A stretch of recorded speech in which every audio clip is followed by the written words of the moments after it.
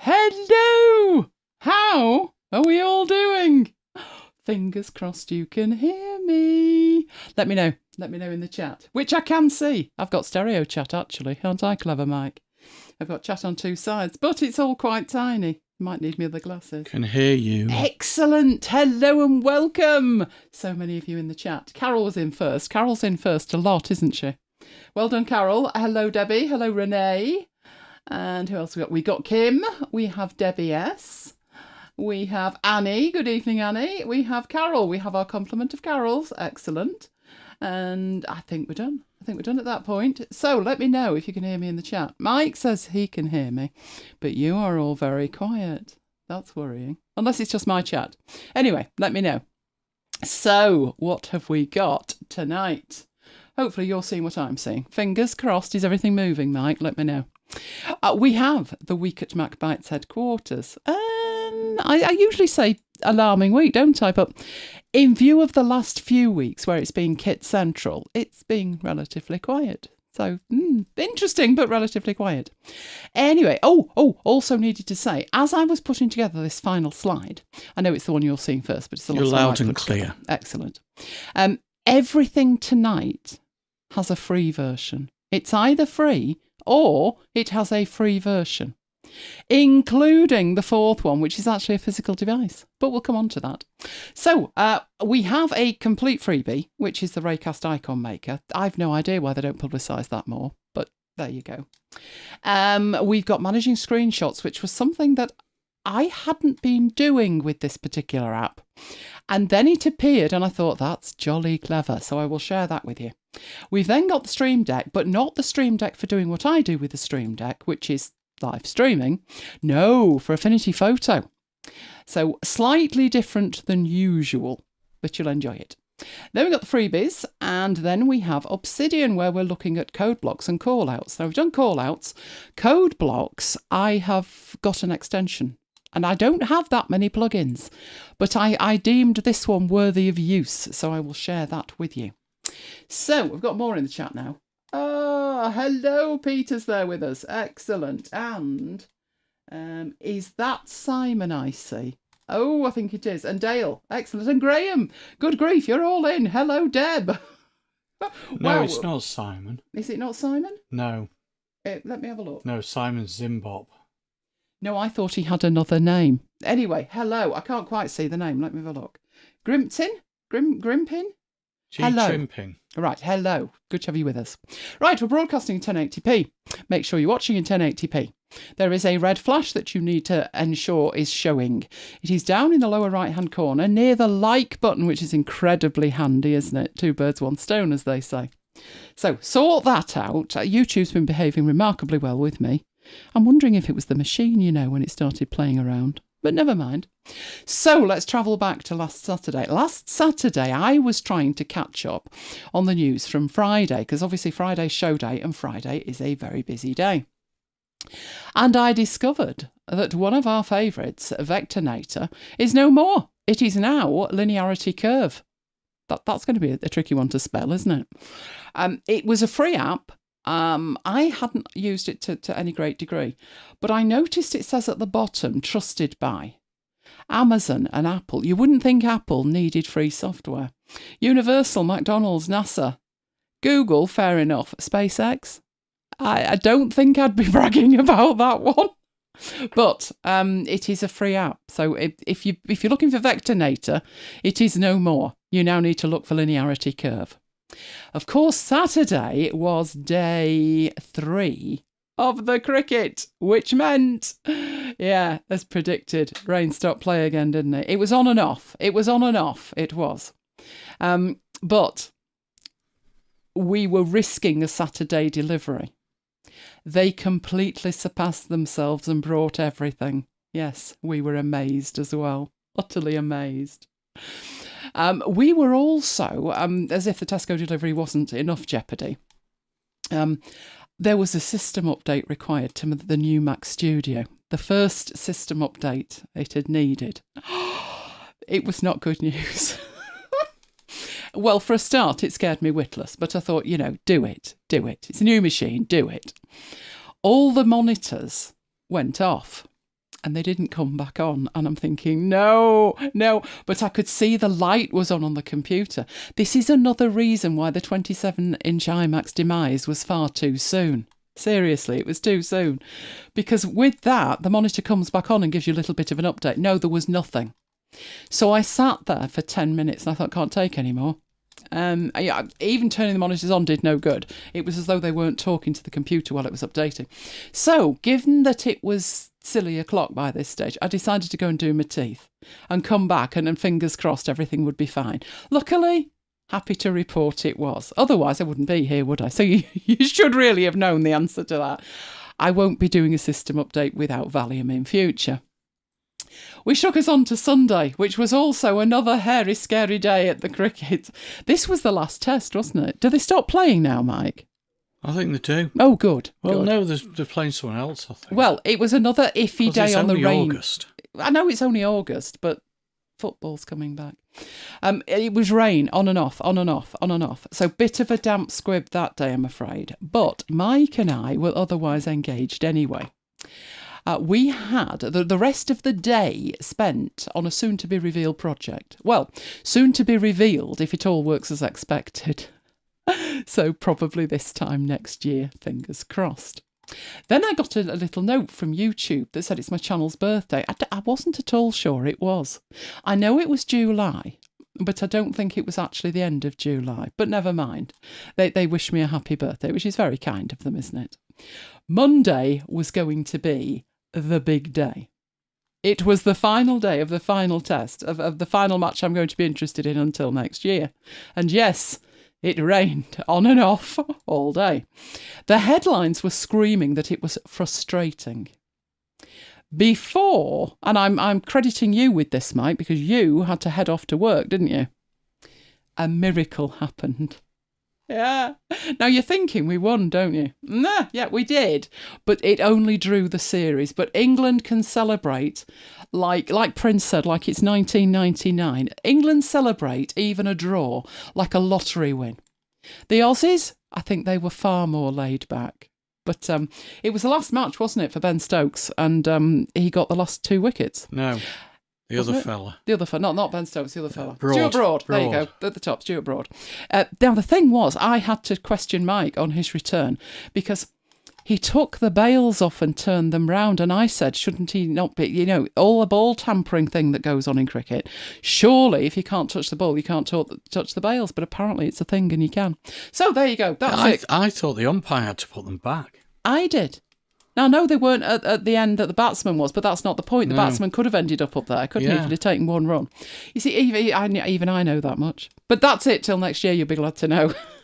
Although, are they having a winter series in Oz?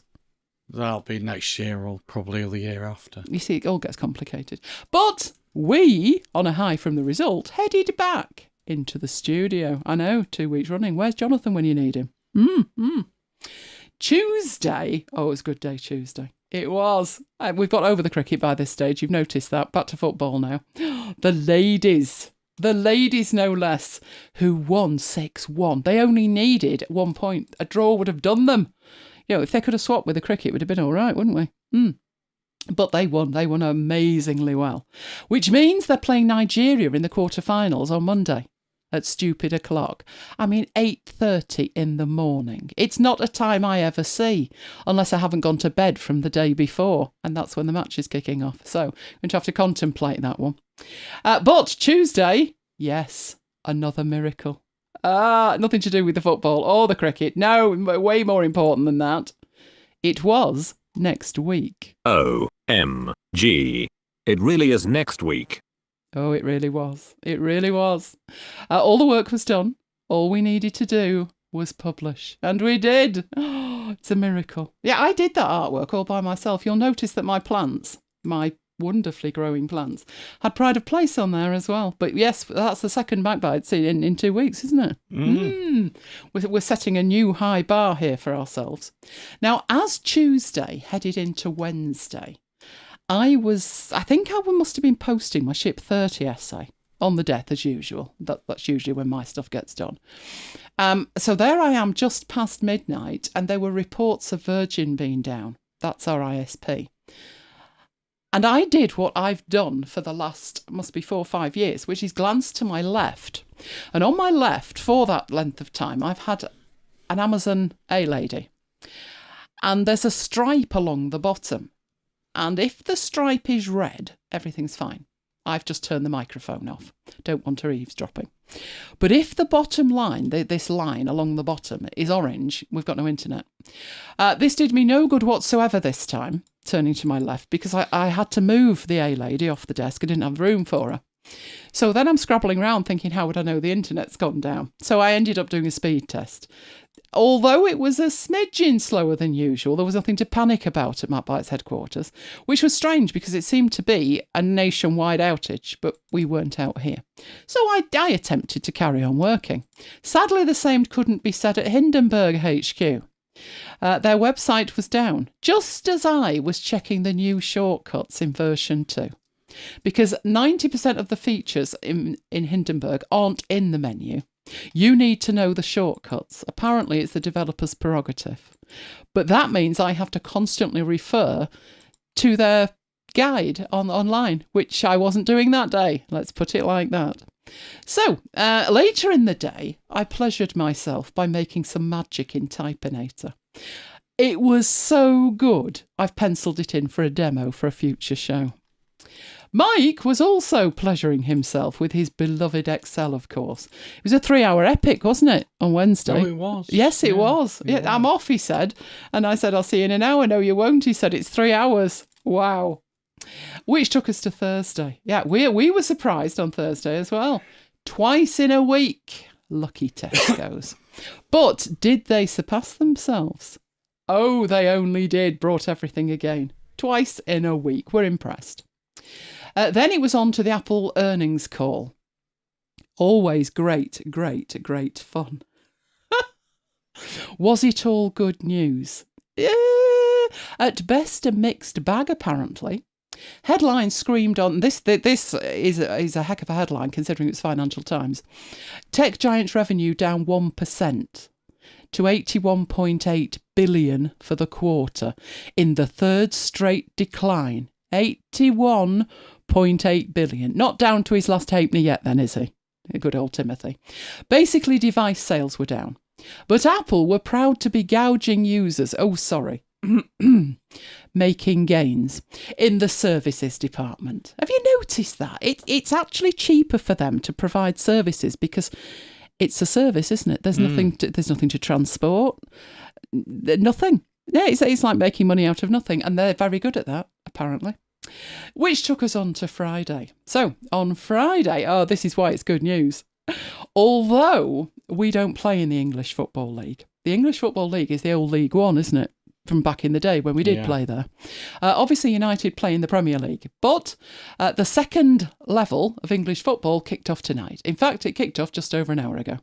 Meaning we're on the brink of a new Premier League season next week. So we can let the cricket become a dim memory until next time. Almost as exciting as the return of the football for us is the fact that today is Simon's birthday. So Simon might not be with us right now. Hopefully he'll be watching on catch up. So happy birthday to Simon. All wish him a happy birthday in the chat, and then he's got lots to read while he catches up. Right, and we will head on with the first thing. So we got anything first? Barnsong Productions 357 says, hi Elaine and all. Came across this channel after recently picking up the universal license bundle of the 3 apps. Really great approach and helpful advice. Thank you. Good to have you with us. Good to have you with us. Excellent. Oh, we've got something Affinity-ish later, which is related to the Raycast icon maker. I had never heard of this. I don't know why there is a Raycon icon maker, but there is, and it's free. So let's have a look at it. So I'm going to get to my desktop, but I now need a browser, don't I? And I need to switch from all the things. Why is my mouse going all over the place? All the things that I need to do the show, and I need to switch to the Raycast icon maker. So I will be with you momentarily. Right, here we go. Okay. If you go to icon.ray.so, it takes you here. And that is in front of us is the Raycast icon. But this can be used to make a whole range of icons, customized in any way you would like by you. So what have we got? What are we looking at? On the left-hand side here, now I have my tabs open, so let's close my tabs. Right, on the left-hand side, we have a range of icons, the actual white part in this, although that's configurable too, that you would include on an icon. You can search for icons, so if I wanted an icon of a book, you can see I get a book and I get a bookmark. You can also randomize an icon. So if we click on this, you will just get a random icon automatically placed in the middle. Now the middle area, which is this bit here, is like your canvas in any design app. That's where the action is happening. And over on the right hand side here, we have all the configuration options that you have available to you, and they are quite extensive. So we'll have a look at those as well. You can also over here with this upload one if you would like. So if you have the white bit, we're calling it the white bit at the moment, the business bit of the icon, you want to upload it, you can do that as well. Now you might be wondering, well, why would I be doing that? Well, it's really quick in here to make the icons you want and configure them, customize them, whatever you need. If you have maybe 6, 10, 20 icons that you would like, we could use those later. We have an opportunity to use these in another demo. But we're going to move on first with all of the options. So let's go back to, what should we have on here? A little bell icon, there we go. So that's what we've picked over on the left-hand side. You've then got all of these options which can be folded up. So some are open by default, some aren't open by default, but we'll work through them. So at the top you have fill presets, and these are presets that are available to you. No matter how many times you go back here, you will always find these fill options available. They are completely customizable though with the styles, because you can choose a fill type, you can choose the primary colour, the secondary colour and the angle. Now the angle for this one, you can see it's a linear gradient, it's got like a light blue and a dark blue, and it's at a 45-degree angle. Not all of these are set like that. So if we go to this one, that happens to be 45 degrees, but some of these are not. You're going to make me out to be a liar now, aren't you? Some weren't 45 degrees when I looked. I swear they weren't. There you go, there's a 90-degree one. So this one has a darker lower half, much lighter at the top half. And that is all configurable by what you put in here. So these ones are available for you to either use or use as a starting point and then customize for whatever you need. I thought that one was handy for MacBites Orange. But I could go in here and I could change that in any way. So the fill type on that is linear at the moment. If you wanted it solid, it picks the primary colour and uses that. So let's change that back to linear.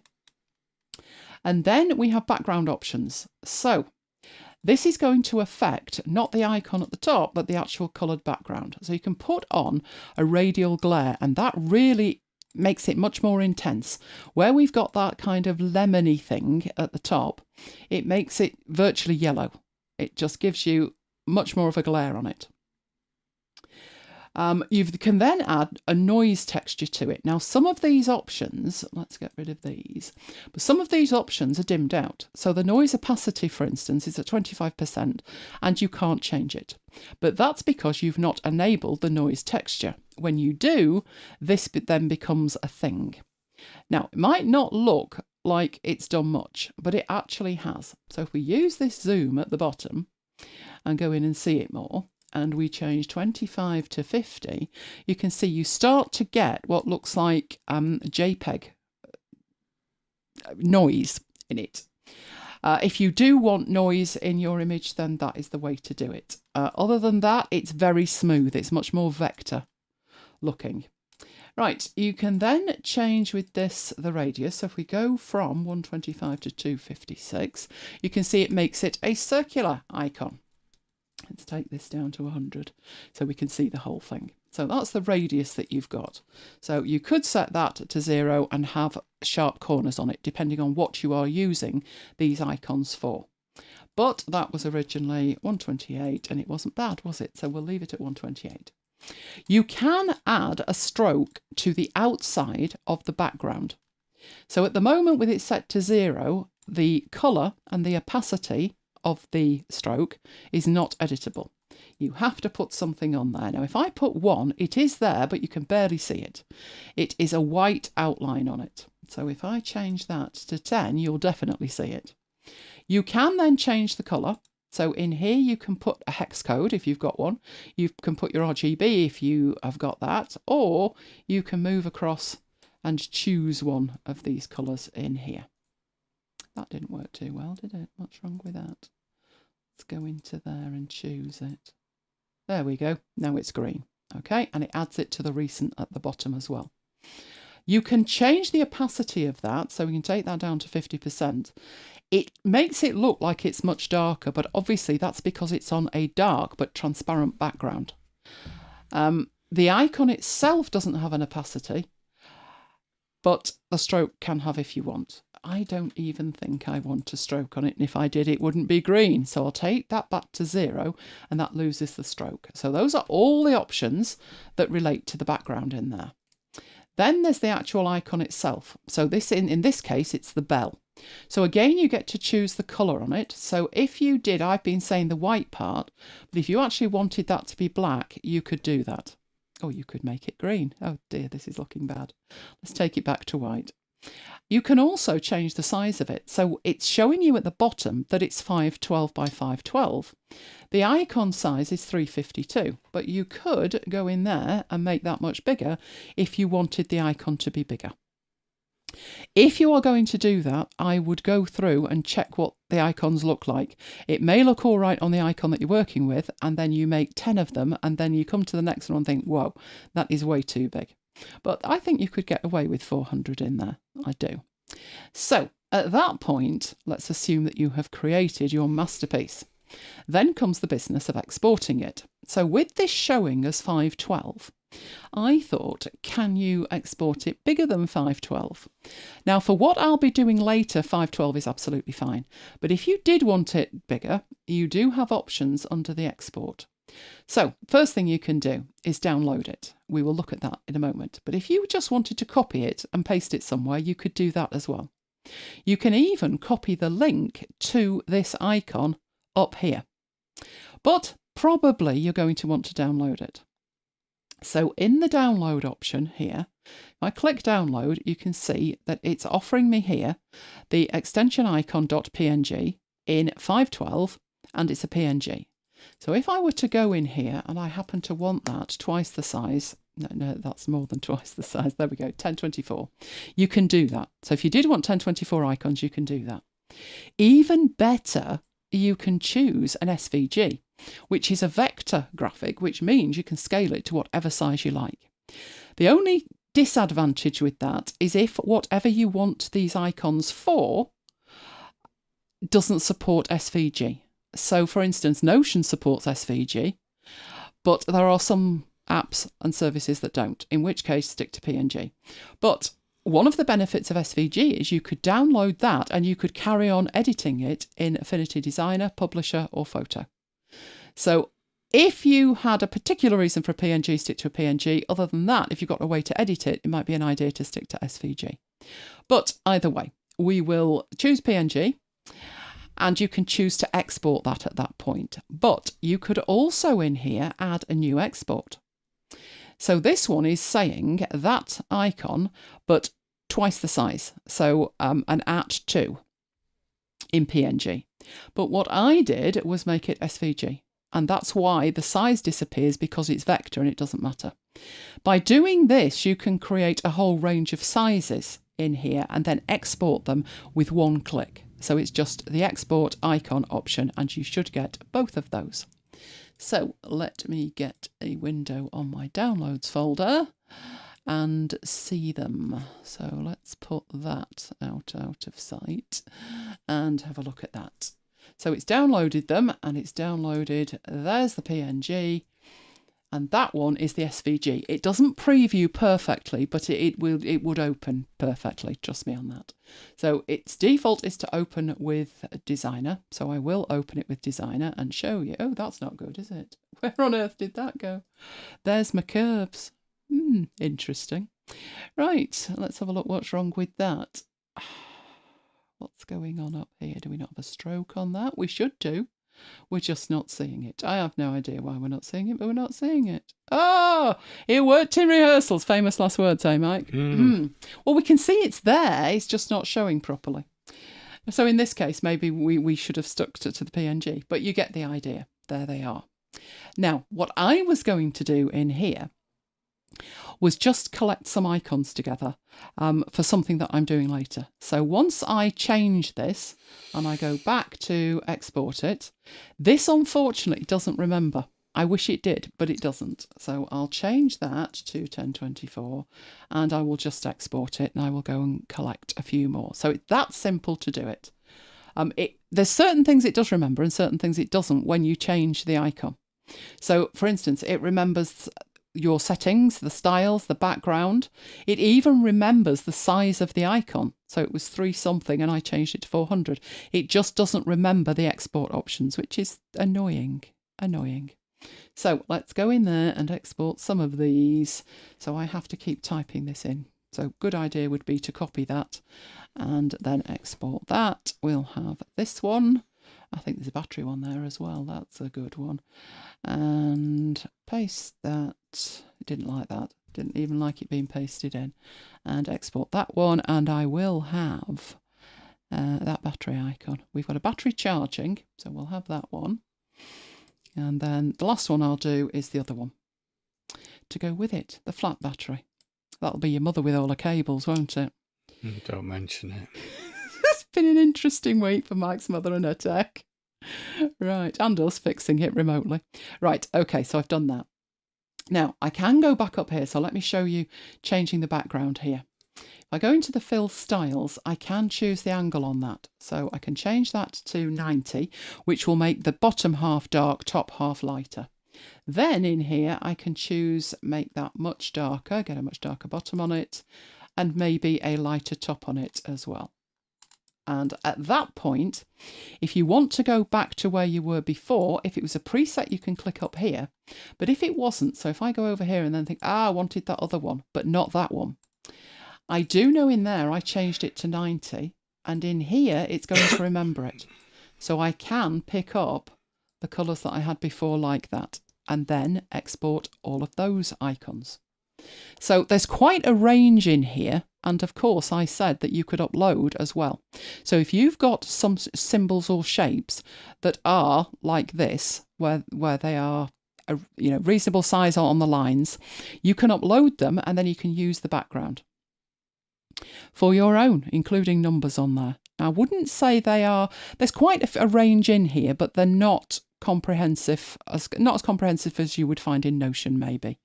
But it's completely free, and you can create SVG icons, which I was quite surprised at.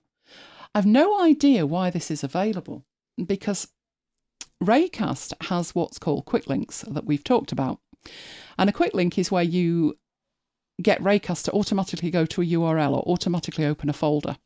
And one of the things that's missing in Raycast by comparison to Alfred is that in Alfred you can customize the icons, and in Raycast I don't see a way to do it, and yet Raycast has an icon maker. I think I need to talk to Raycast about that, because I would love to be able to change the icons on the quick links. Hopefully that is something they will add. So before we head off, do we have any questions on that? We don't. Oh, you're all chatting away quite happily. Right, so that is that. Now what I've got with what I've downloaded there is a range of icons here that I would then need to rename.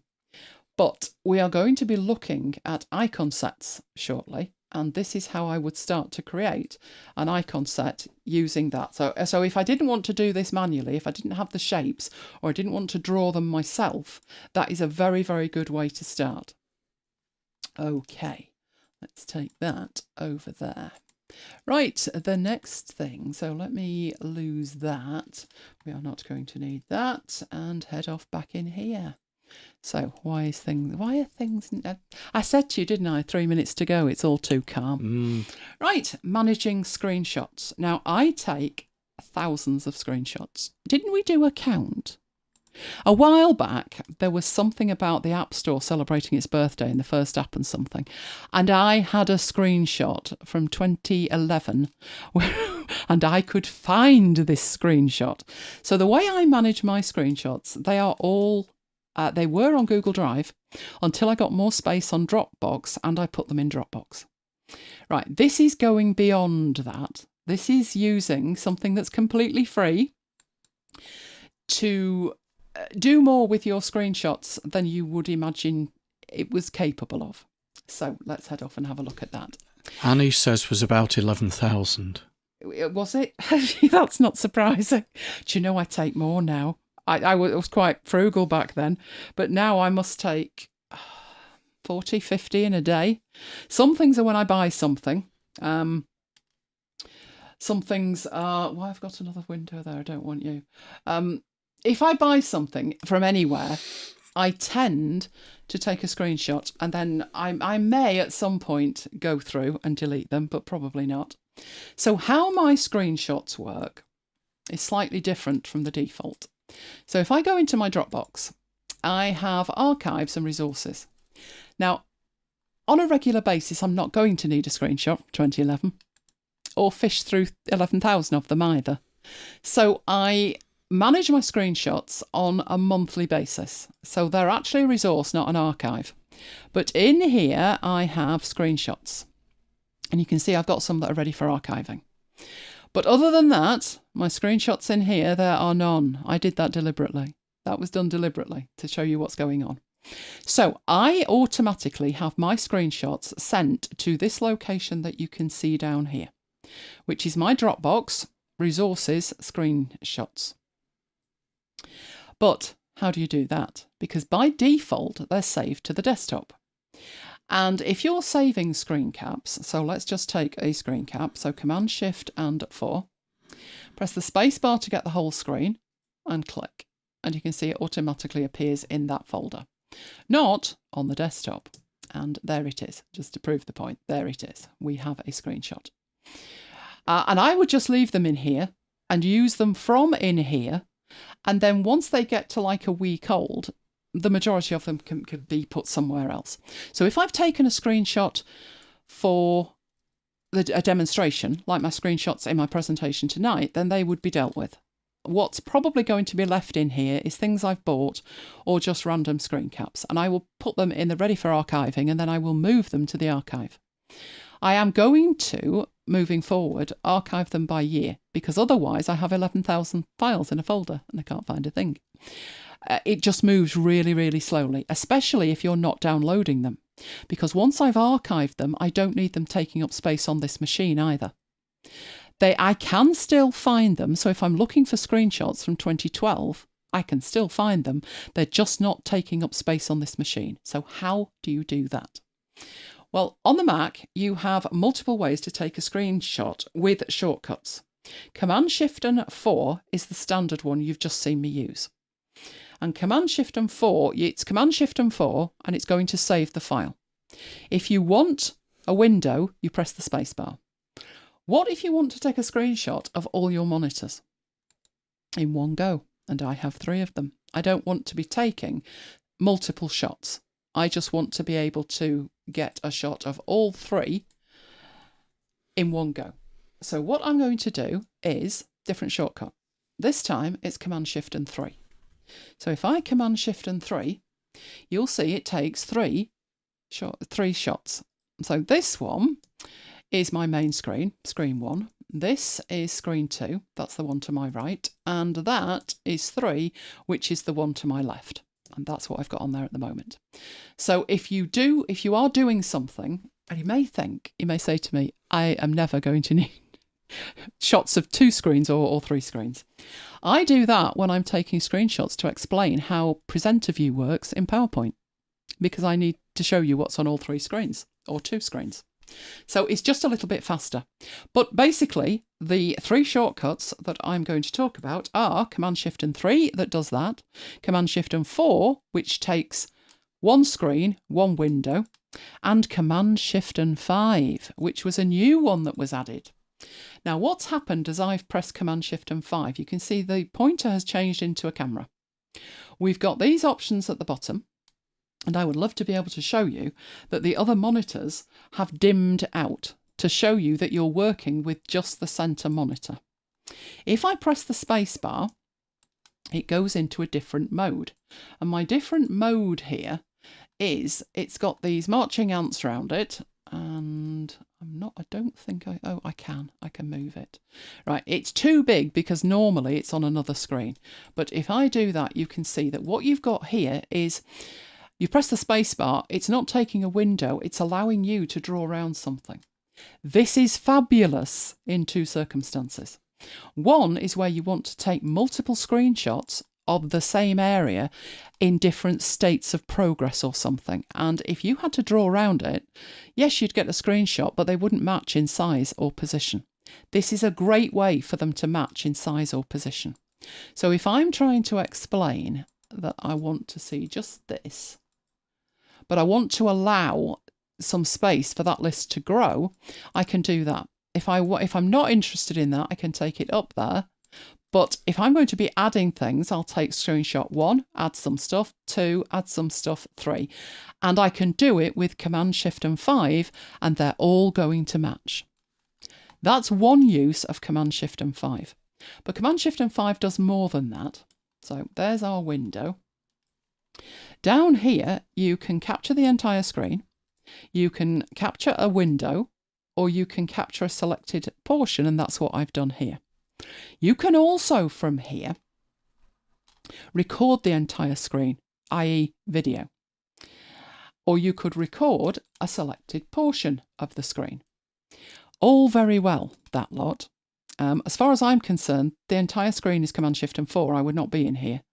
A window would be Command Shift and 4. I would not be in here. But the selected portion is what I would use this for. The other thing I would need to do, and if you want to see this at work, you need to hit the capture option. So if I do that, we get another screenshot in here, and it's just the bit that I had highlighted. So I'm going to go back into there because we're going to do more clever things with this, which is the options.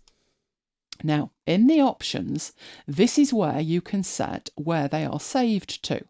So you can see it offers the desktop, which is the default location, but also documents, my screenshots folder. You can send it to the clipboard, you can send it to mail, messages, preview, or you can choose another location. And that choose another location is how I set it to Dropbox. Now, previously, I had it set to the desktop and I had Hazel moving them. My rationale for that was any file that gets put on the desktop can be used for iCloud backup if you have iCloud desktop and documents turned on. I have had such a horrific experience with iCloud, I've turned it off. So I'm not documents and desktop anymore. So there's no need for me to move them and put them somewhere else after they've landed on the desktop. I never need them on the desktop. So they don't land on the desktop, they go straight to the screenshots folder. The two other things that you can do in here are in relation to taking timed screenshots. Now, why might you want to take a timed screenshot? Well, you might need to set something up. So, for instance, at the moment that's set to none, but let's say up here, I wanted to include the menu. Like that, but I wanted to maybe say view. You can see I can't actually click that at the moment, so hopefully this will work.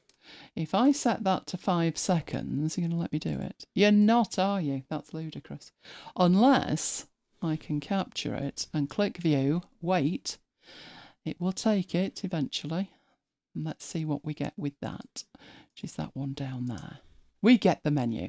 Now, I never use that option. I have Snagit and I use that for menus.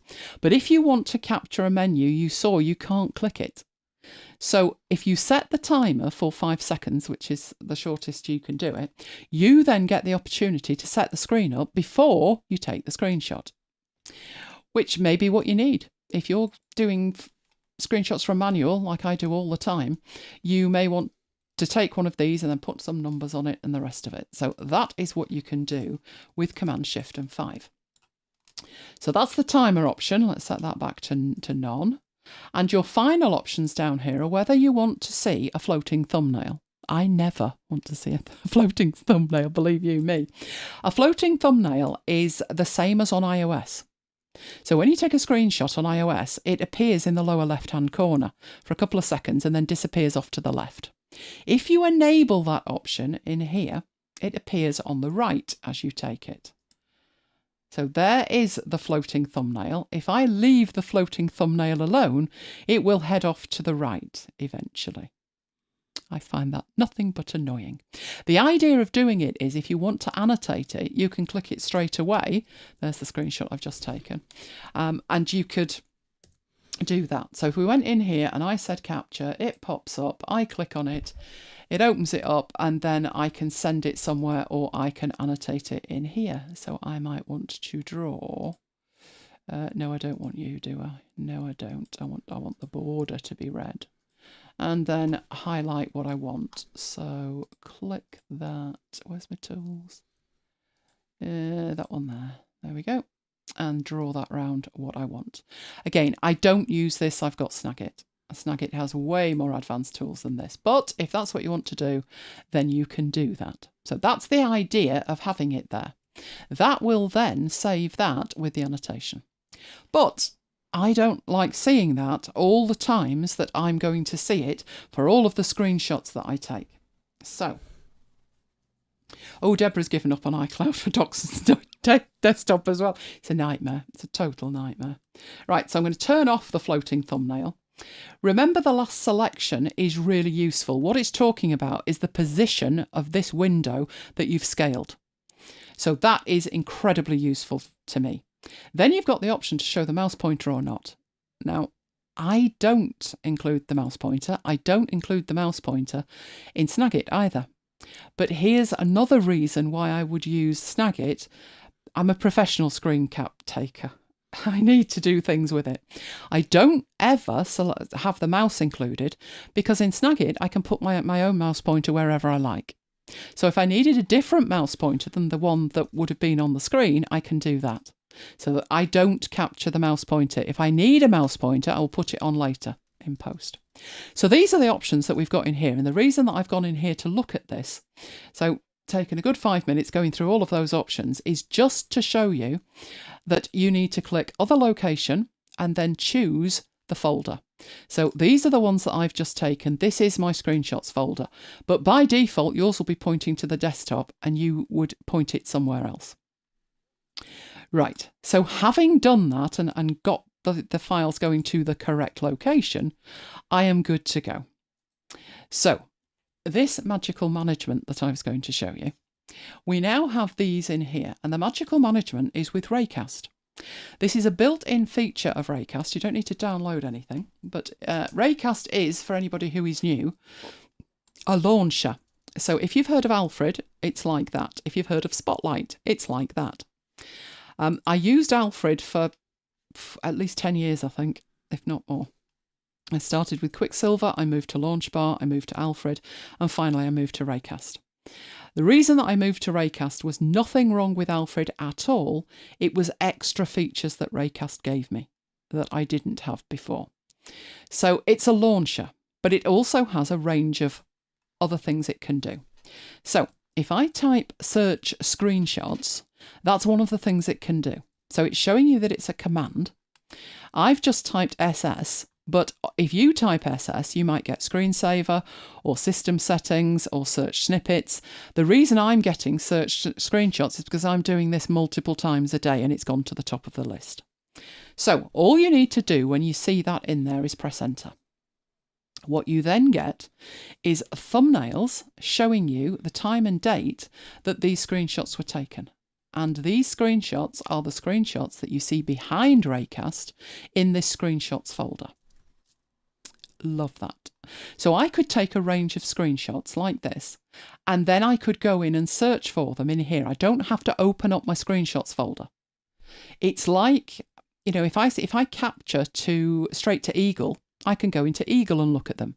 If I capture straight to Snagit, I can go into Snagit and look at them. But the system screenshots, I haven't been able to do that. But this gives you like a little app to work with your screen caps. So in here, if I know I'd taken that at, well, most of these have been taken the same hour, haven't they? But if these were like yesterday or whatever, I could type in yesterday's date and it would filter for that. Now, that's good enough as it goes, but it gets better than that. So what I'm going to do is find something that we can take a screenshot of that's got some text in it. That's going to be interesting, isn't it? What have I got? Probably shouldn't do that one. Got a book or something.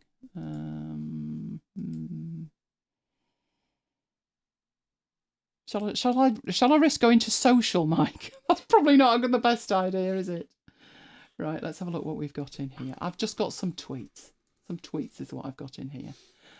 Let's go and get one of these tweets. So I've got a tweet here from Tracy.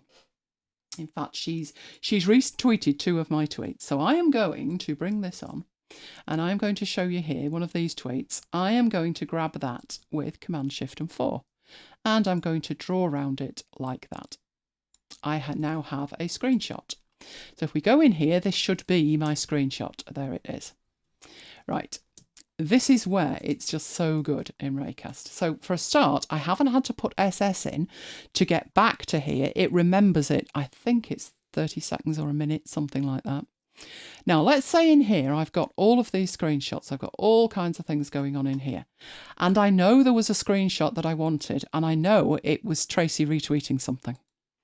If I put in here, retweet, it has OCR'd that image on the fly.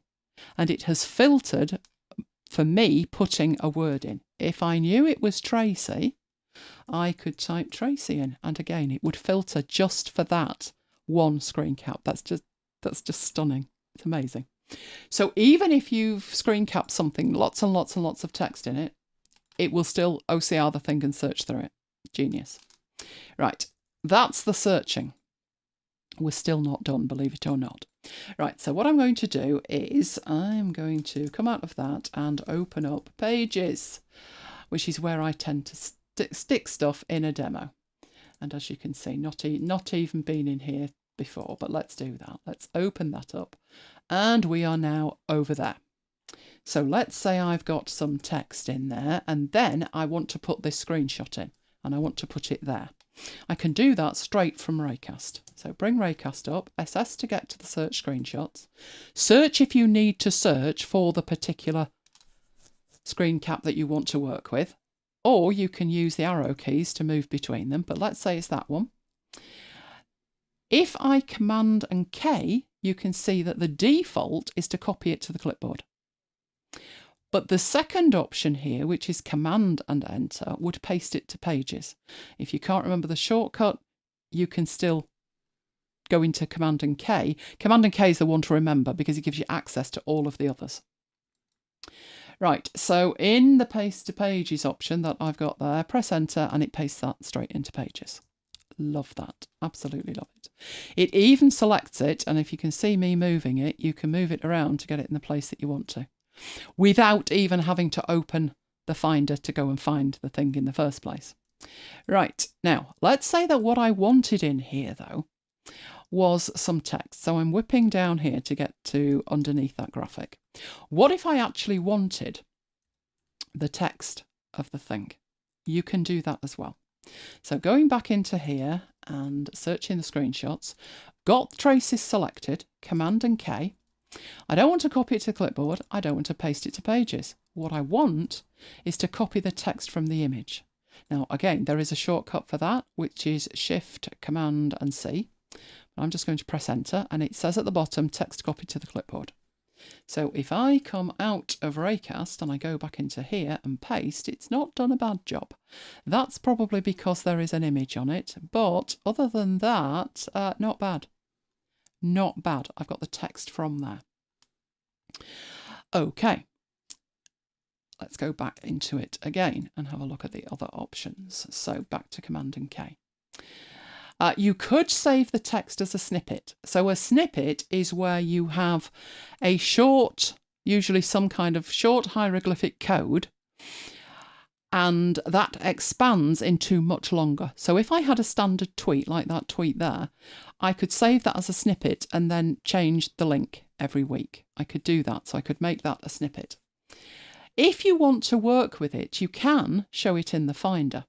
So if I click on that, it will take you straight to it and highlight that particular tweet. which if we look in there, that is indeed the correct tweet. Get that out of the way. Right. The other thing you can do in here, in the actions, which is down the bottom, is you can quick look it, which is Command and Y. Now, I wish it was spacebar, but it's not. But if you can remember Command and Y, you move to the screenshot that you want to preview, press Command and Y, and it gives you the quick look popover, so you can actually see if that's the one that you're looking for. Command and Y also closes it. So a lot of these are fairly similar. If I'm looking for them, thinking, was it that one or was it that one? I think it was that one. Command and Y, yes, that's exactly the one that I want. Command and Y to close it.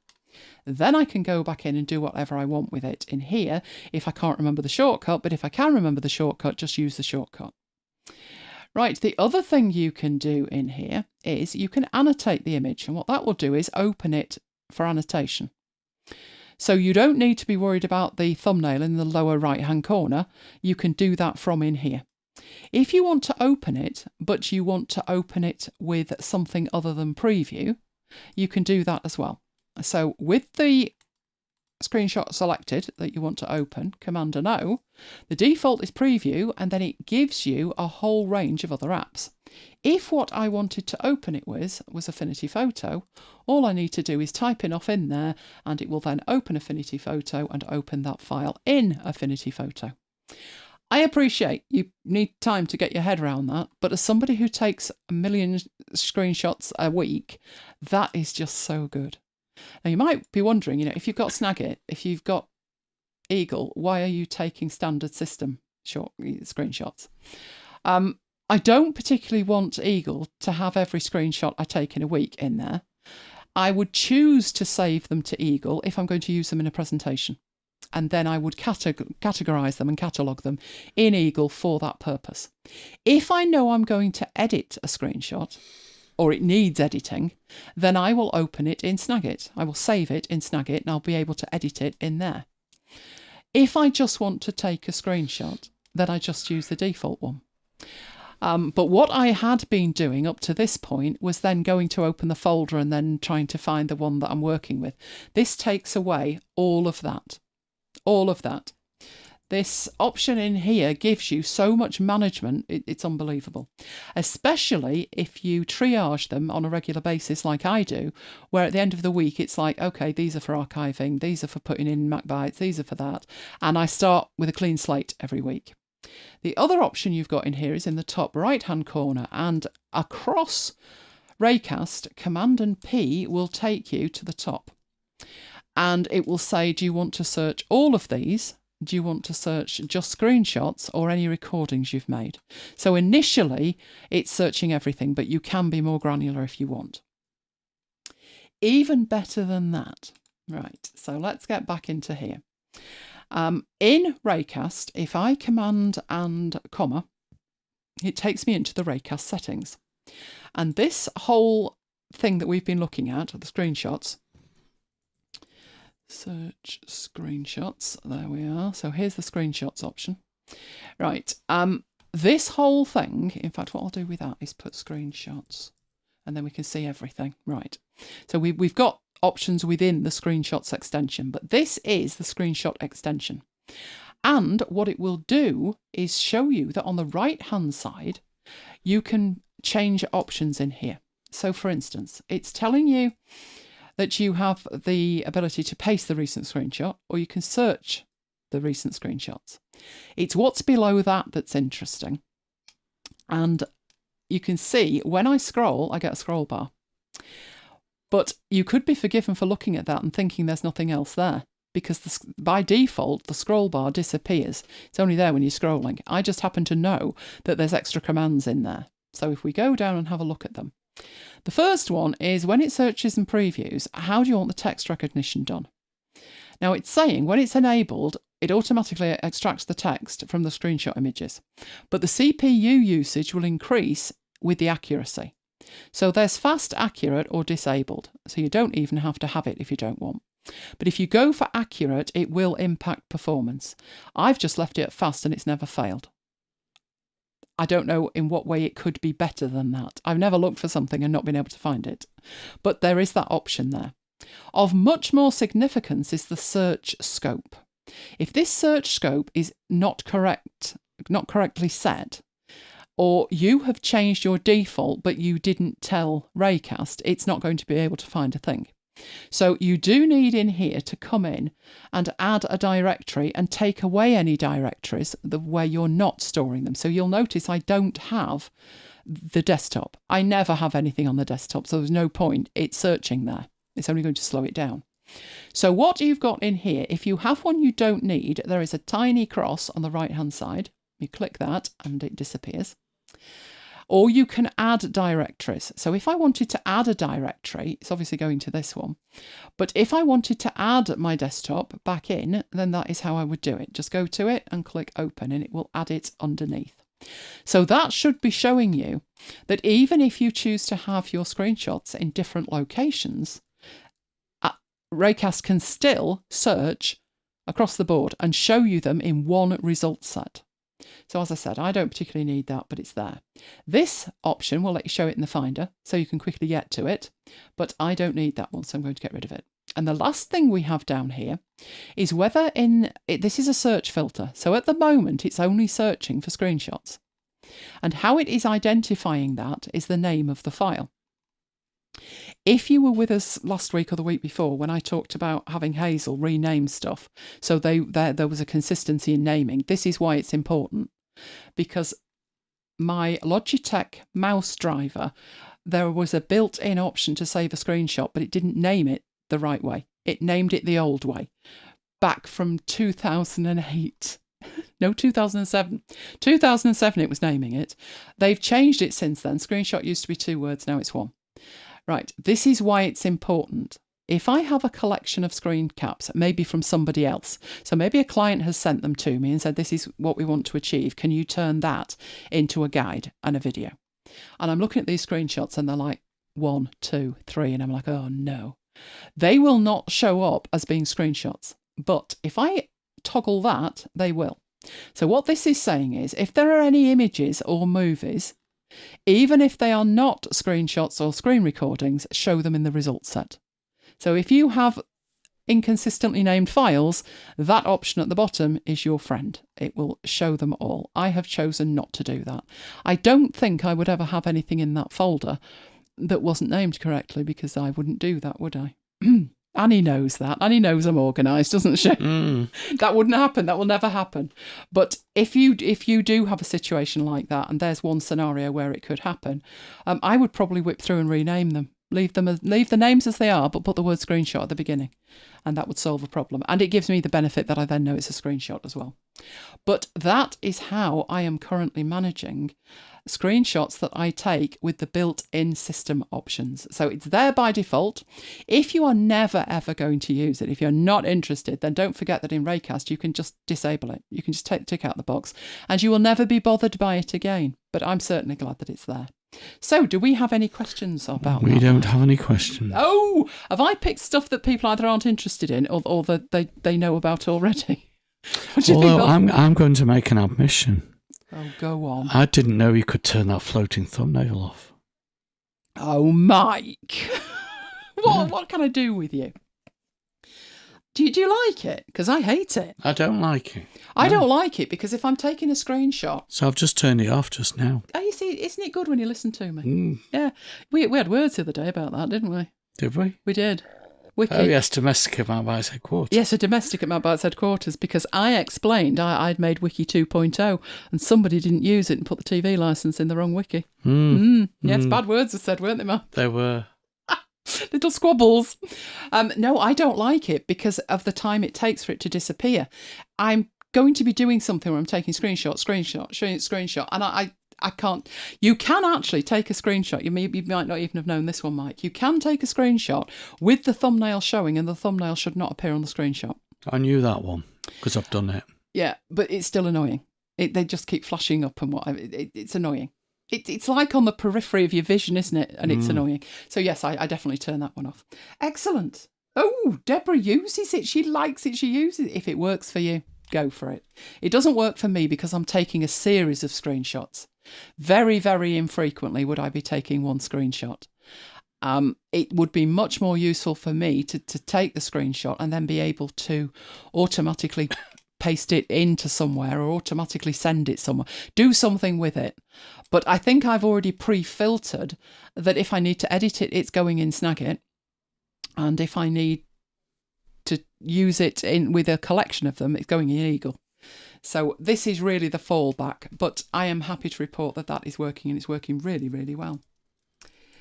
Deborah says you're so organised using this and learned a few things. I think it's probably worth doing something like that. Even the thing is, when you start, you'll likely be thinking, oh, this is clunky. I've got to do this, and then I've got to look, and then I've got to remember that shortcut key, and I've got to do that with it. But once you get going and it becomes second nature, it's amazing. Right, so let's move on to the next bit if we don't have any questions on that, which is, how do we make the Elgato Stream Deck work in Affinity Photo?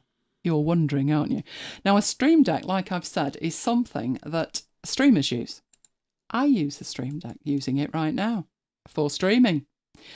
But it's quite an investment, although there is a free option. Hang about to the end of this section, I'll share it with you. But I would say it's definitely worth it for a couple of reasons. If you've never seen a Stream Deck, they come in various sizes. This is the baby one. I think this was the first one they brought out, and it's got 6 buttons on it. Now, if you're streaming and you need a start and a stop, that'll probably do you. But for instance, I'll show you mine. I don't have that many buttons configured on it. Simple is better. But I have 5 at the bottom that are the different views. So there is one with 6 on it. There is also, this is the newest one, believe it or not. This is the Mark II. This one has 15 buttons on it. So obviously more than double the first one, more than double the price as well.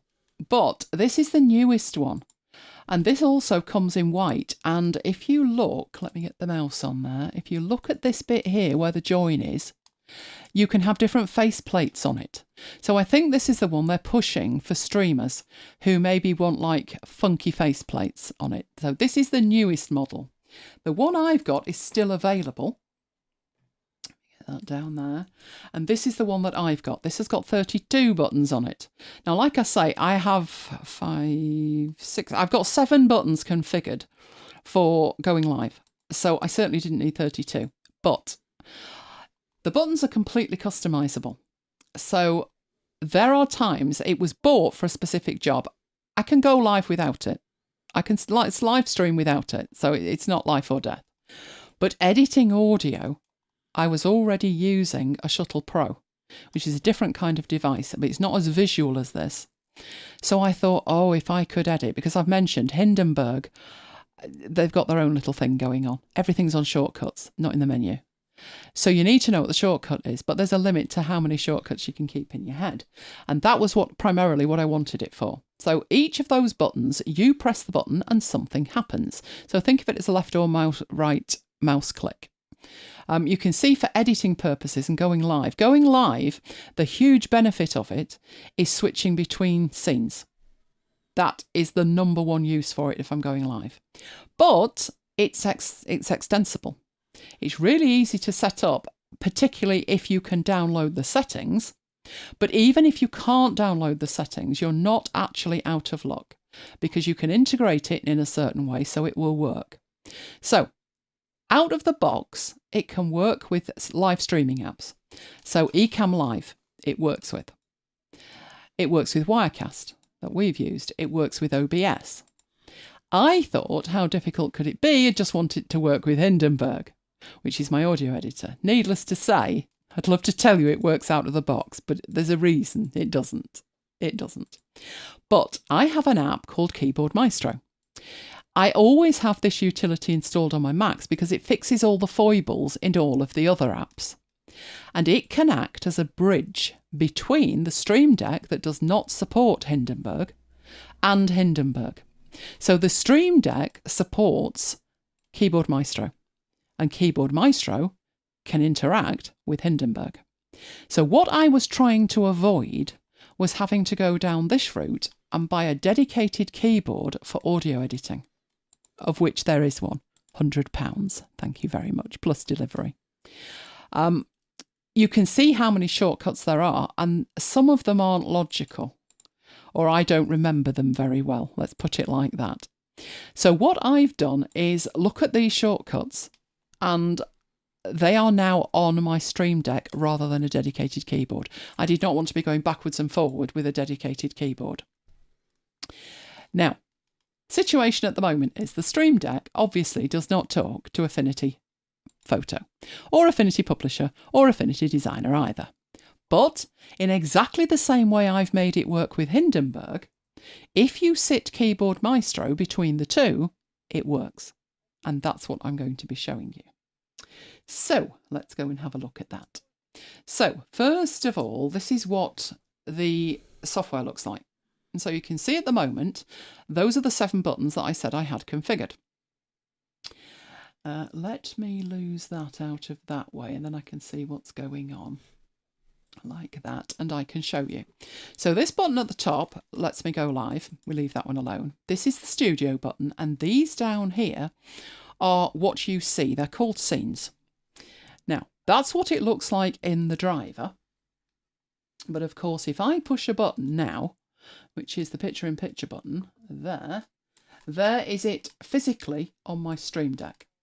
So you can see that the button here, the PIP, is a slightly different colour, and you can see actually on the video that it is a slightly different colour. It's possibly a bit blurred, it doesn't like being that close, but if we're further away you wouldn't be able to read it.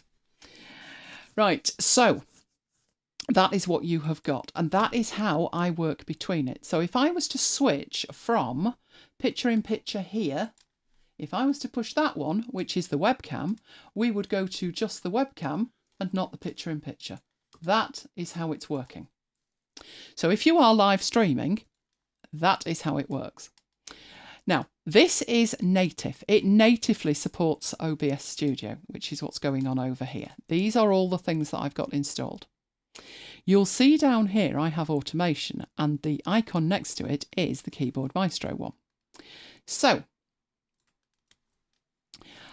what do you do if you are looking for something it doesn't support? Well, first of all, you need to know what it does support. So we have some options in here. So this is the Stream Deck at the top. You can add multiple Stream Decks to your system, and you can add mobile devices. You can also set up for different profiles. So I've got Twisted Wave, I've got Ecamm, I've got Hindi, I've got Farrago, as well as OBS. So these are where I'm setting that up. You can add new ones here. And you also have settings in here. So with these, let's have a look at the Hindi one. You choose an application, and you can choose to make it a default if you want. And then within here, you have a whole range of things to set up. So the device, for instance, there's my device. You've got general things in there, which is you can check for updates and actually update the thing.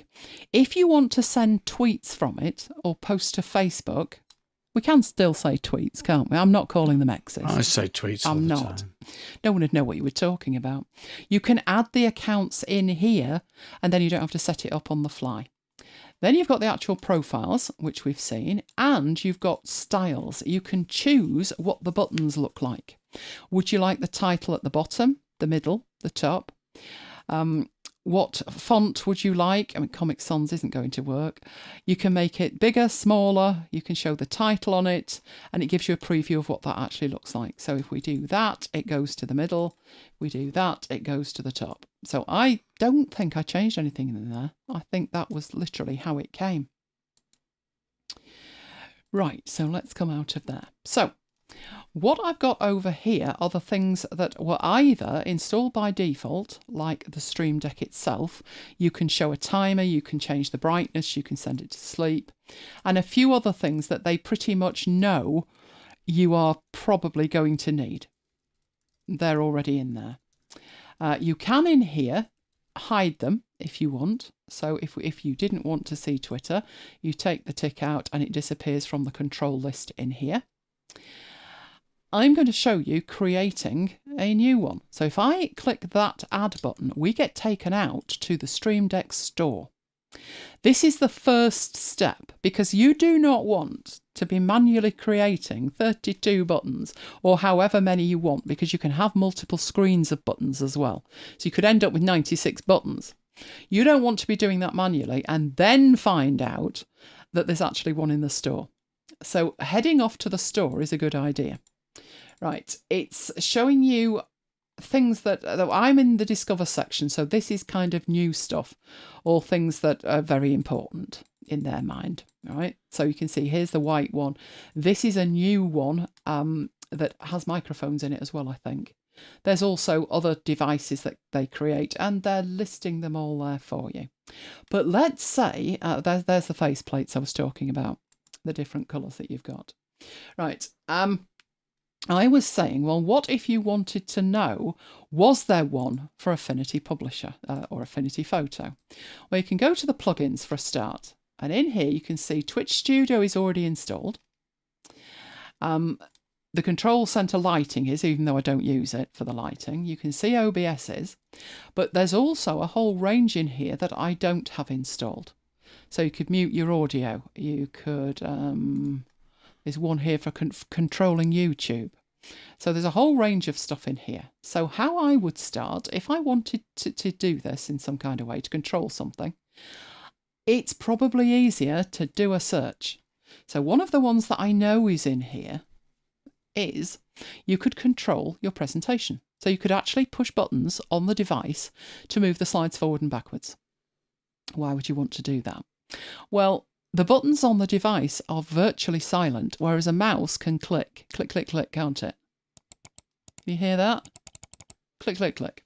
So if you were looking and did not want to have any potential noise on there, this is an option. So this is what it looks like. This is the store that you install it from, but these are free. These are from Elgato themselves, so these are free. So it's giving you a couple of hints as to what this will actually look like. And from there, you can choose to install it. So are you sure you want to install it? Yes, let's get it installed. It installs in a matter of seconds, and now it's installed. So if I were to find that in here again, and I'm sure it's in there listed somewhere, right, you can now see it says uninstall, and this is how you would uninstall it. You would go to this point and you would uninstall it. That is where there is a plugin that supports the app that you're looking for. So if we were to go in here and type Affinity Photo, we would not find a plugin. So that's the first step. Make sure there isn't one that you can download, because it's easier to edit something than it is start from scratch. So that's the plugins we've got. Discover is promotional stuff. These are the plugins. You could search in here by business tools. You would see PowerPoint there. Zoom is there. Teams is there. Oh, just think of you at work, Mike, with this. Or if you're using Keynote, there's Keynote. The next thing, you also have, I'm going to come back to icons, but you also have music and sound effects. Now, I've not hooked this up so you can hear any of these, and I'm not sure what the licensing is. It does say, I think they are included, but it wouldn't surprise me that you may get a billy-do from YouTube if I were to try and use it to say, where's your license for this music? And then I've got to go and find it. But these can be downloaded and used in your content. Of more importance than the music, as far as I'm concerned, is the sound effects. So if you wanted a sound effect of a dog barking or a keyboard typing, you could get that in here. Now, we obviously use Envato Elements for that, but these are available. And the reason that they've added music and sound effects is that you can have these automated from the device itself. You could allocate a button on the device to play a certain sound effect. Now, we're going back now to the icons. The icons are created either by Elgato themselves or by other people who are prepared to share them. So as I'm looking through these and thinking that's handy, you know, there's a Photoshop pack. And when you look at them, there's 70 icons in the pack, which saves you making them. I had to make my own. Let's see if I can show you that. If I switch to Hindi, these are the icons, and you can see they are down in the device over in just below my mouse pointer. I had to make every one of those because obviously there isn't anything for Hindenburg. I made those. but it would be way easier if I didn't need to. So that's the purpose of looking to see what is available by default in here. So even though these aren't particularly for Affinity Photo, they're not going to be that different, are they? But we might be able to do better than that. So going back up to search here, if I type in Affinity Photo, oh, there is an icon pack already available, which I have installed. If you want to uninstall, you need to come back to here and do it. So all I did was click install. But this is what I got. I got 90 icons that are dedicated to Affinity Photo. So be clear at this point. This is not a plugin where you don't have to wire it up. They are just icons for you to use. So I've already installed that. They are in there. But I cannot get something more automated than that. I've got nothing more automated for the commands. So here's what I need to do. I need to go in and make a new profile. As soon as I do that, I get a new profile. You will see down in the bottom right hand side that my device has now gone black because it's using profile 1. It didn't even prompt me to give it a decent name. But if I go into here and I choose profile 1 and I double click, I can call this Affinity Photo. Right. I can give this an icon if I need to, and I need to tell it what app I'm using when I want this to appear. And obviously that is Affinity Photo. Now, these are what's running at the moment, so I need to go to Other and go and find Affinity Photo, but there is Affinity Photo. So let's open that up and the icon appears. So now what we've done is we have a profile set ready to go, and we've told it that when we use Affinity Photo, we want the Stream Deck to automatically use this profile, which is awesome. So we've done that. Now, that's the easy bit. At this point, these buttons in here aren't going to do a thing until we do some magic with them. Now, if we were doing something like PowerPoint, so we had the PowerPoint one in here, let me show you creating the PowerPoint one and how much easier that would be. Make a new profile, go in and edit the profile, call it what you want, which is PowerPoint. Pick the application, which is actually running PowerPoint, and come out of there. These are the options, these are the commands you have available. So you have the ability to load a presentation, you've got play and stop, so we could drag that onto there. You'd probably want next slide and you'd probably want previous slide. You might want to go back to first slide and forward to last slide. So these are the commands that you've got on there. If you want to add anything else, if you want to make it be able to do anything else, and notice here that this is 6, and 6 is important in Stream Deck, in the Stream Deck world, because 6 you can get for free. So if you want a physical device, it's got 6 buttons on it, the cheapest one. If you use a virtual one, you get 6 buttons for free. So that's probably why this has got 6 buttons, and that is how that works. Let's see if it actually works. If this crashes and burns, this is going to be absolutely dreadful. But what I'll do is, there's my presentation. You can see my finger here. Let's go back a slide. Oh, it doesn't like it. Oh, please don't make it there we go. So I can go backwards through my presentation with these buttons. I can go forwards with these buttons. And what's clever about that is that was actually running. I would need something else with that, which is what you've just seen me do. My presentation has disappeared, but I've not stopped it.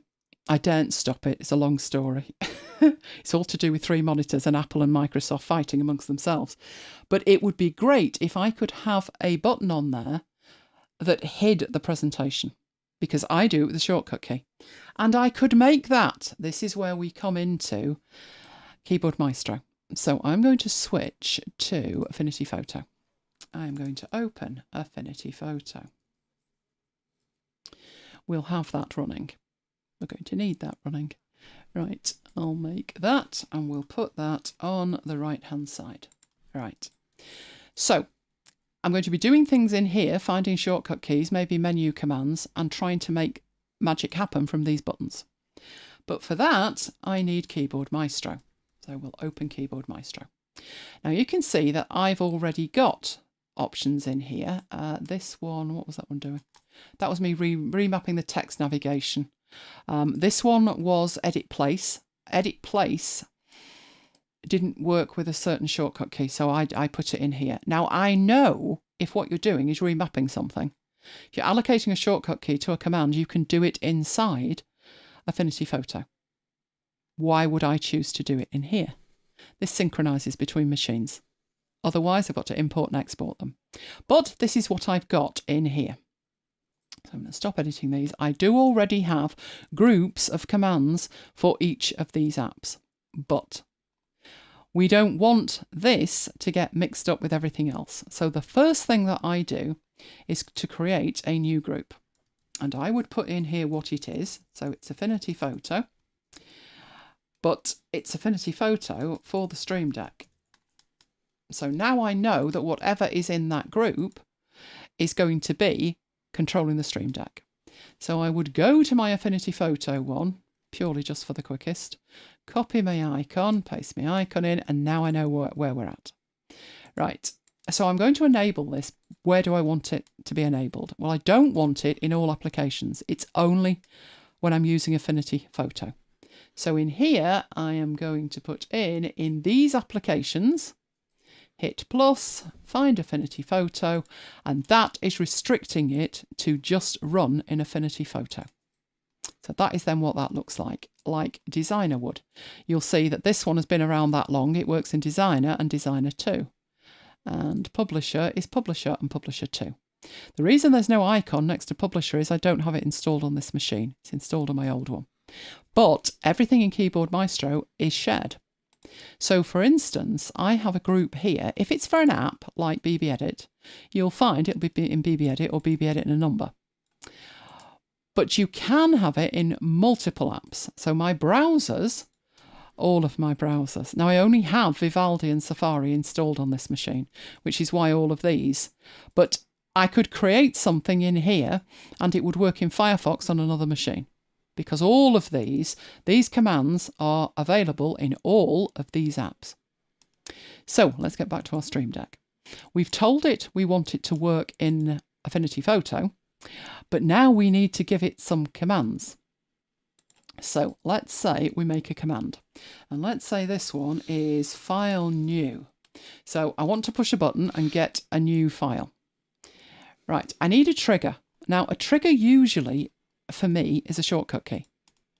But you have a whole range of triggers that are available in Keyboard Maestro. So you could have it from a palette, which is a little popover. You could have it when you plug something in. So if you plug a USB device in, something happens. This one is a USB device key trigger. So I'll select that. Now it says this device key, when I push a certain button, do something. So at the moment, there's nothing there. If I go back to this and push a button, nothing happens. That's not good, is it? Let's say I want new on this button in the top corner. File new. Well, it's not doing anything. Why is it not doing anything? It's not doing anything because Keyboard Maestro at this stage does not know what you're pushing, what you're doing. Because at this end, you need to go into the Keyboard Maestro option under Automation, and you need to drag that to the button. That is the missing piece. If you don't do that, you're going to get nothing at this end. So in here, we don't want that. We want to click, and it's saying press and release a key. So if you look here at this button in the lower right, you can see it's now got an icon next to it. And if I push it, it's now saying in here, the Stream Deck, the button at row 1, column 1. Oh, it's like a spreadsheet, isn't it, Mike? Yes. So these are referred to by the rows they're in and the columns they're in for positions. Row 1, column 1.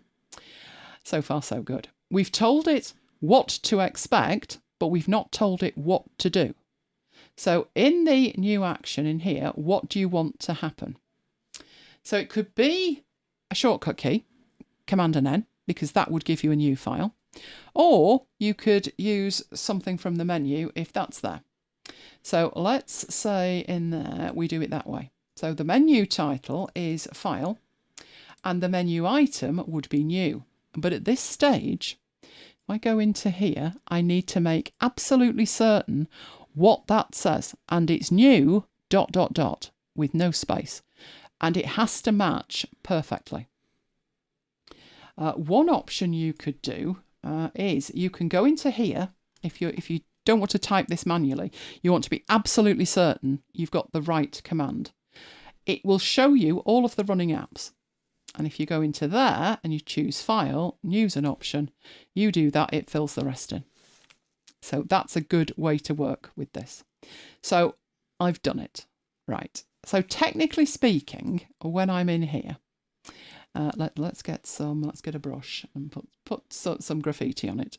Right. Technically, if I go in here, away with that, and I push this button, I should get a new file. And I would have done if that was open on the right page. It opened on the other monitor, but there is the file new, and from there I can choose that, and then I can do it again like that, and now it will open on the right screen.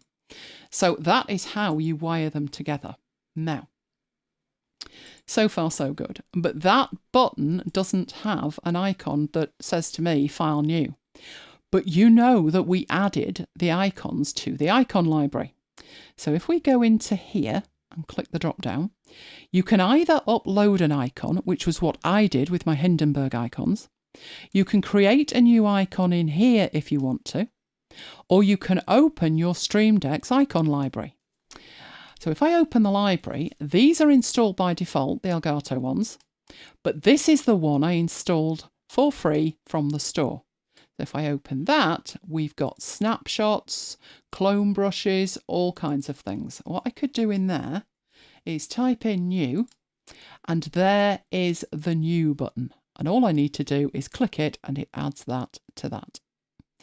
And then anything else that I want to do, so if I wanted to create a new group, if I wanted to create a new layer, all you need to do at that point is this following process. So we'll go for a new pano, I think.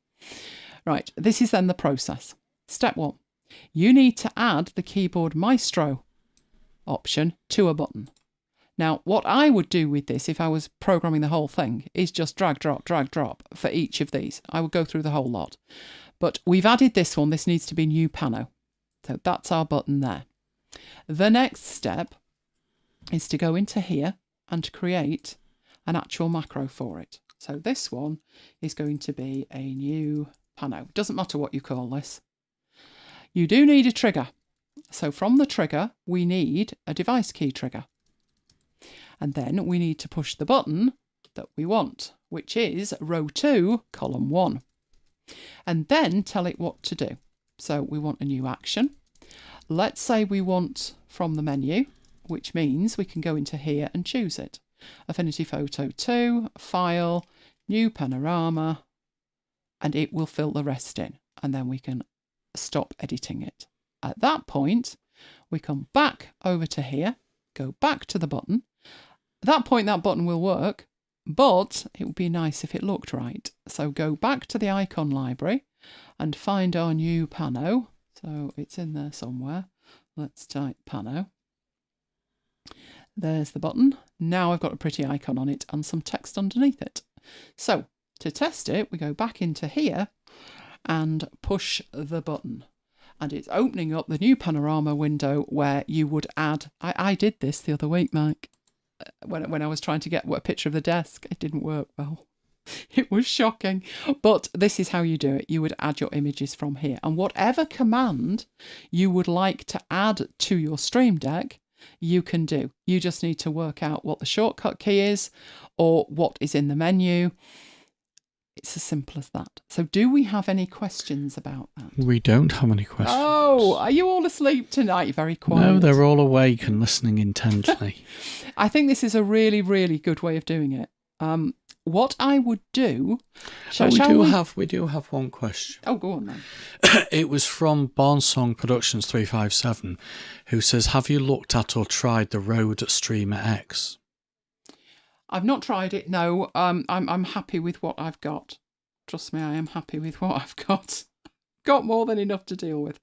I think I've seen one. I think somebody demonstrated it. If it's the one I'm thinking of, and they put their camera through it, which was a HDMI input thing. It had that on it, and they put their microphone through it. And it looked a really nice piece of kit, but no, that's not something that I use.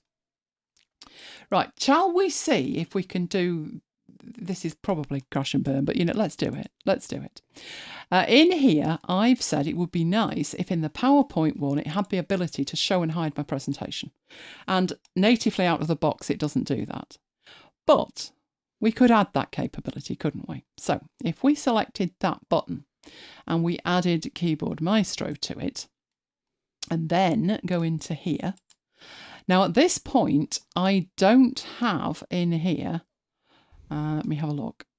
PowerPoint. I will have some PowerPoint stuff because PowerPoint never does anything right, including remapping the escape key, but that's another long story. So what I'll do is I will put that in there. I don't need to create a separate group. It's just logically for me, it makes more sense to do that. So I'm going to create a PowerPoint Stream Deck setup. So that's done that. That's not the right icon, but it'll do. So let's pop that in there. There we go. And now what I need to do is to create a macro. And what I want this to do is to show or hide the presentation. Now, so far we've done it with the menu options. But what I need to do with this one is a shortcut key. So if I put in there keyboard, was it keyboard or key something? It was key something. Have a look. Type a keystroke. Right, let's put that in there. And then I need to tell it what shortcut to use. And my shortcut is that. I know it's hideous. It's 3 modifier keys and the star key on the numeric keypad. Don't worry about what it is. It works. Right, I'm used to it. I know exactly what that does. So, at that point, it's going to pretend to type that when I push the button in the top left corner. Right, so let's get rid of that, and you will see my thumb head over here for that. Why are you doing that? That's ridiculous. Why are you doing that? Let me have another look with that. Oh, did I? No, I'm sure I did. Let me have a look. Edit the profiles, PowerPoint. I think I've got a problem with that, which is it's hidden already and it doesn't like it. I will have a look at that. I see a question though in the meanwhile. Can you export those settings and make them available in the discovery section of Stream Deck so others can use them? It would be otherwise reinventing the wheel over and over. It's more important than that, Renee. Do you think I sat here with my Hindi Pro and put all that lot in again from scratch? Absolutely not. No, I didn't. So in here, when you go to edit your profiles, was it edit your profiles? You can export these things. So in here, you can choose to export individual settings. So let's say I want my Hindi one exporting, select it and export. And I would put these in a folder in Dropbox. The other thing you can do in here is that's for sharing. I could share that with you. The icons would go with it, the settings would go with it, etc. Now, it would only work if you had Keyboard Maestro installed. But if it was one that you've downloaded, like Ecamm Live, if I were to share that with you and you had Ecamm Live, that would just work. So you could export that one, I could give it to you, the icons would travel with it, the commands would travel with it, and as long as you've got the application itself, it would work perfectly. If what you want to do though, because you could have these for 20, 50 different apps, if what you wanted was to back up what you've got and take them from one machine to another, then instead of doing it individually, you have the option to back up all. So you can create a backup, which will be your Stream Deck as at a certain date. And then, and I did this over here on this machine from my other machine, I then went to backup and I restored it from the backup and everything came through. So there's 2 different ways to make sure that you've got a backup of that. One is individually, and that is great for sharing, and the other is holistically for when you're moving from one machine to another. Because I must admit, installing a new machine is fine and dandy and it's very exciting. And then you think, oh, how did I set the Stream Deck up? And I look and I think, oh, it was 4 years ago. I've not got a clue. But I installed it, I put the driver on it, and then I thought, surely you can export this lot. And I did. That's one of the things you should be doing on a weekly or at least monthly basis, because if your machine dies a death and your last backup was 2 years ago, bad words will be said, won't it? So it's one of the things that I put on a monthly task list, that. Right, what else have we got question-wise? James says, do you know the size of the icons to create your own designs in Affinity Designer for Stream Deck Plus, i.e. creating new artboards or a template? Yes, I did this. I demonstrated it in MacBites After Hours 43, and I did use Affinity Designer to do it. I can't remember what the actual size was. I'd have to dig it out. But I did exactly what you're suggesting, which was I created this template, it had artboards in it, you designed it and then exported it. And obviously it was for these. So I wanted them all together because things like these things that look like a triangle on a stick and the one with a circle on the top. So we've got the orange one, the blue one, the green one, the red one, and this mustard coloured one. These are all different types of markers in Hindi that I would want to put in there. But the colours, like the red accent colour or the orange accent colour, I wanted those to be across the board. So yes, all of those icons came from a single Affinity Designer file that was configured and set up like that with custom colours that were global. And I did it that way. And that also helped that every time you added a new artboard, you had like a workable area to put things in. So you didn't have it where some icons looked huge and others looked small. So yes, that's exactly how I did it. I can dig that out for next week if that's interesting for you. Let me know. So what else have we got from that? That's it. Okay, so that is how I configured it. And yes, good question, Renee. I did sort it out globally at the end. But for sharing purposes, you would just export one set of settings. I don't know what the process is for getting these in the store. But I noticed that they are from multiple people. It's not just Elgato that's doing that. They are provided from other people as well. Okay, let's get rid of that. Don't need that. Best set that back to what I'm actually trying to use at the moment. That would be a good idea. And then I can go back into my presentation. And I don't think we need to be picture in picture anymore, do we? No, we can do that. Okay. So this is the small one. That is £70 at the moment with the 6 buttons. This one, which is 15, you know, it works out well this. You can divide it, can't you? It's over £10 a button. But the Mark II is £140, so that's marginally under £10 a button. And it's the Mark II that has the different face plates and comes in 2 different colours, black or white. Normally I'd go for white, you know. And I like the little metal bit on the inside, but the black one works and it doesn't show any dirt. That's the one I've got. I got mine 4 years ago when it first came out. The benefit with the Stream Deck is there are lots of devices like this, but this one's been around for years, so it becomes a standard. I remember a while ago, do you remember this? There was a controller, I think it was from Griffin, and it had a blue light that ran around the bottom. And it was a volume control and it worked with Photoshop. And the problem with it was, I mean, it's a beautiful device. I think it's about £80–90. And I thought, well, what happens when you know, this was around the time of Tiger and Leopard. And I thought, what happens when the driver's not updated? And that's exactly what happened. The driver wasn't updated. So you couldn't then use it until the driver was updated. The thing with the Stream Deck is there's so many people using it. It's got such a user base that they do keep the driver updated. So it wasn't a case of I'm moving from one machine to another and it'll never work again. It was a simple setup, totally simple setup. So that was the one that I went for. Now, the freebie is this one, which you can put on your mobile devices. Now, prior to having a Stream Deck, I used to use an iPad and some software. There was some software called Actions, and there was another one, Capto, something like that, Castro, I can't remember the actual name, but it was one app after another. One of them was a lifetime license, one of them went subscription, and all of them died a death. you were just switching from app to app to app. And obviously, every time you did, you have to set everything up from scratch, which was why I decided to go for a physical device. I'd had enough. But there is a Stream Deck mobile app.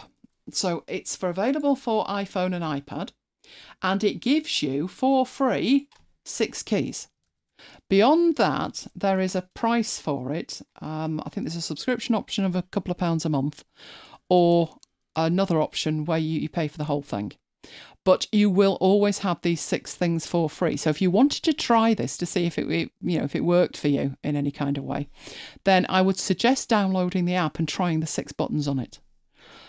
I use devices maybe for not for what's intended. Let's put it like that. If I turn this round, you can see, if I go into that button there, let's move up a bit, that I have there my iPhone. That is my current iPhone, and all it's doing is telling me the time. So what you could do is, instead of having it showing the time like that, you could have it much closer to you, and you could use it as a Stream Deck, or as I'm using my Stream Deck. Right, let's get back to there. Okay, so freebies. I've got an interesting freebie. An interesting one, and I need the browser for it. It actually reminded me of Sherlock Holmes. It's the League of Movable Type, which reminded me of the Red-Headed League. I'm a big Sherlock fan. You can never have too many fonts for your design work. And there you go. So that is the link, but I'm going to show you some of these fonts are pretty cool. So bear with me while I switch over to the demo. Get rid of that. And bring that on. Right, so back where we were there, but my first page was this one. They're obviously used by lots and lots of people. I wasn't interested. Let's get past that and have a look at the fonts. Some of these I think are really nice. This blackout one's quirky. I would use it in specific circumstances, but there's some very nice fonts in here.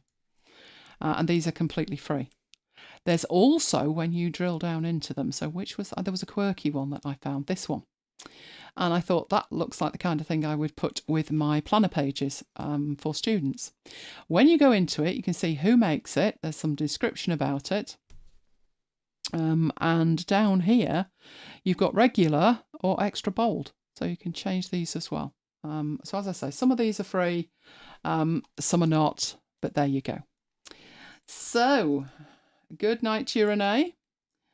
Let's head back into here. So, heading into, why aren't you moving? Obsidian code blocks and callouts.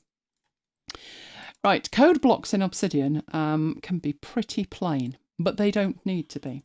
So I'm talking about this kind of thing. So that's what that code looks like.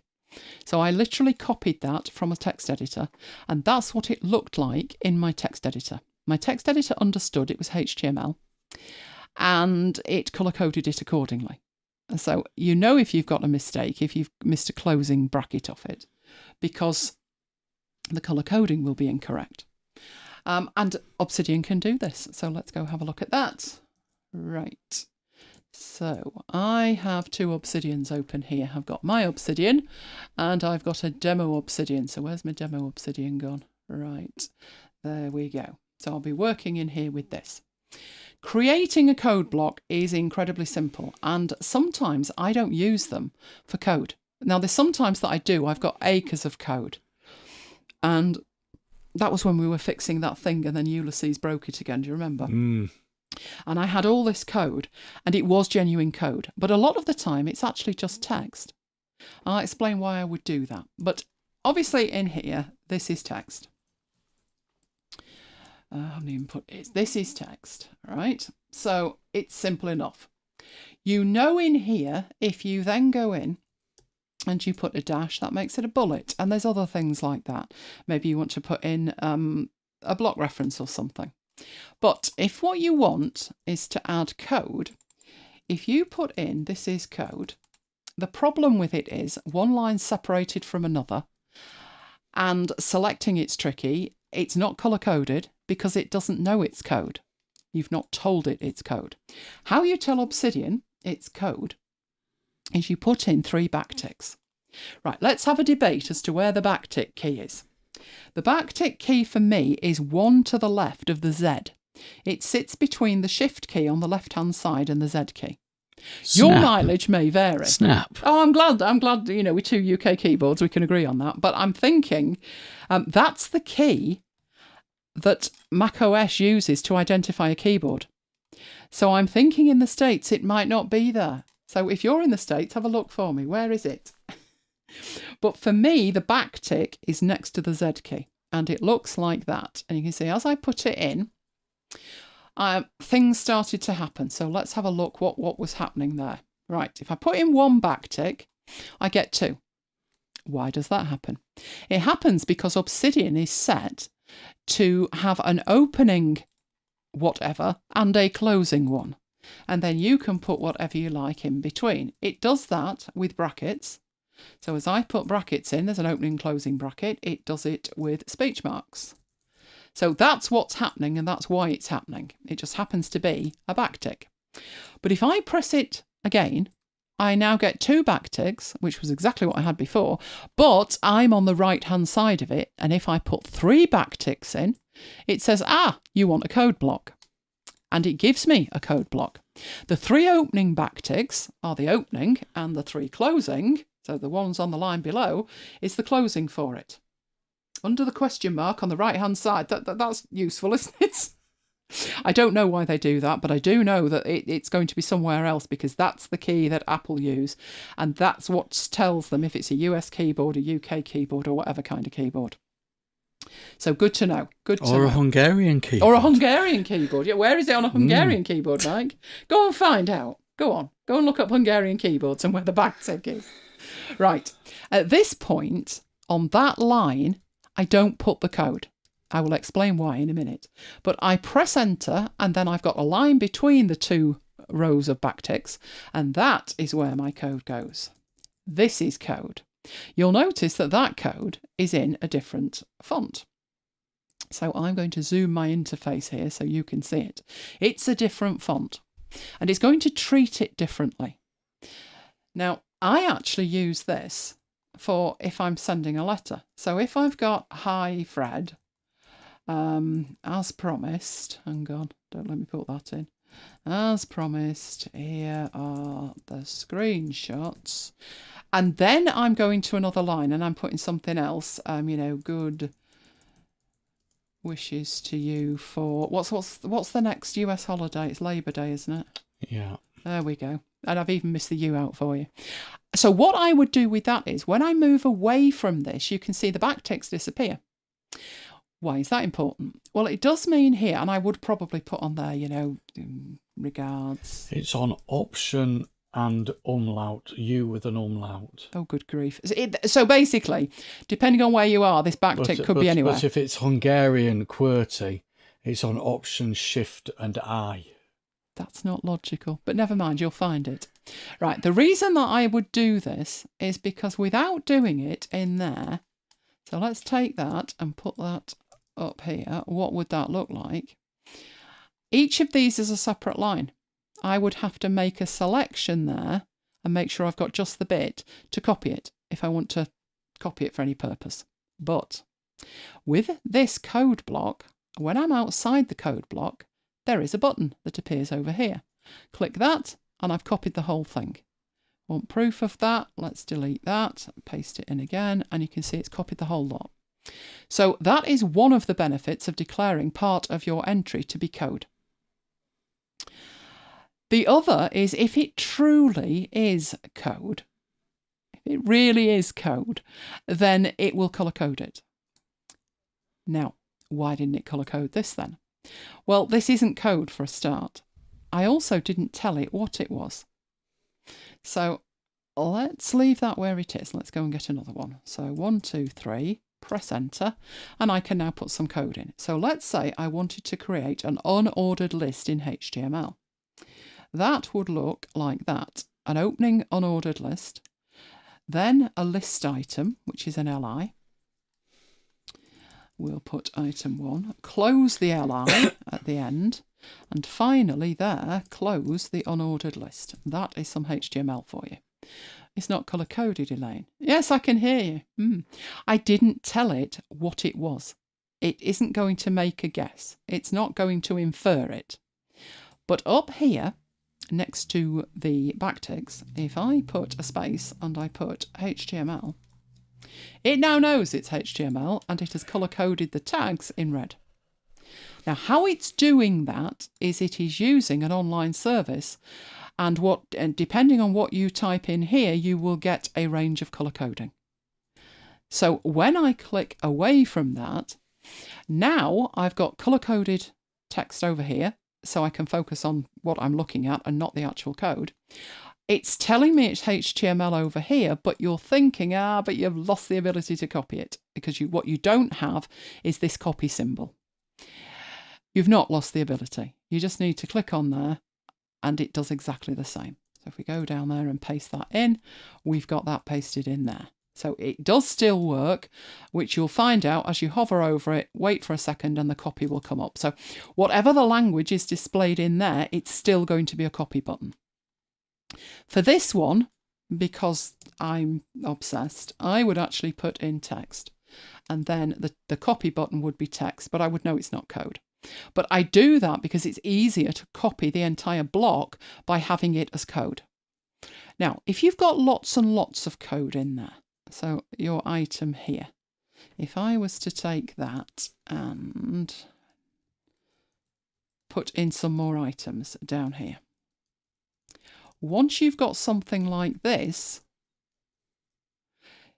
if I'm trying to troubleshoot that with Mike, he might be talking about line 6. Which is line 6? I've got no clue. I do not know.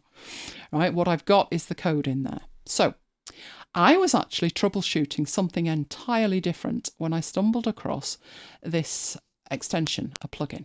So let's go to the plugins.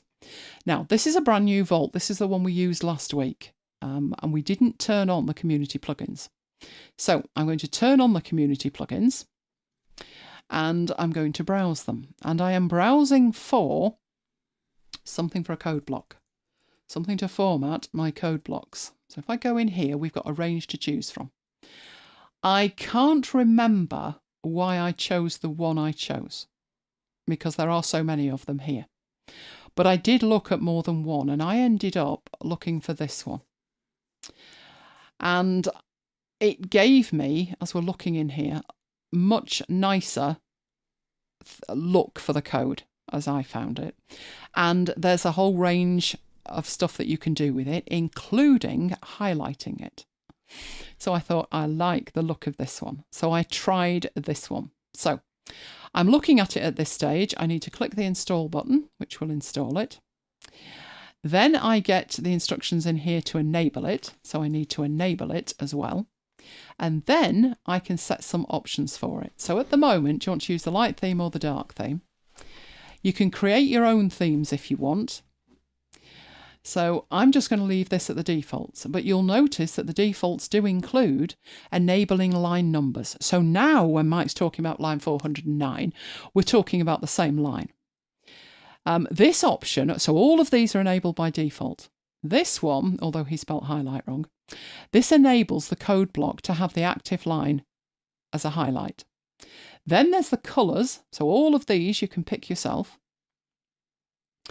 And more options down here for header colours and all other kinds of things. But I'm not going to change a thing.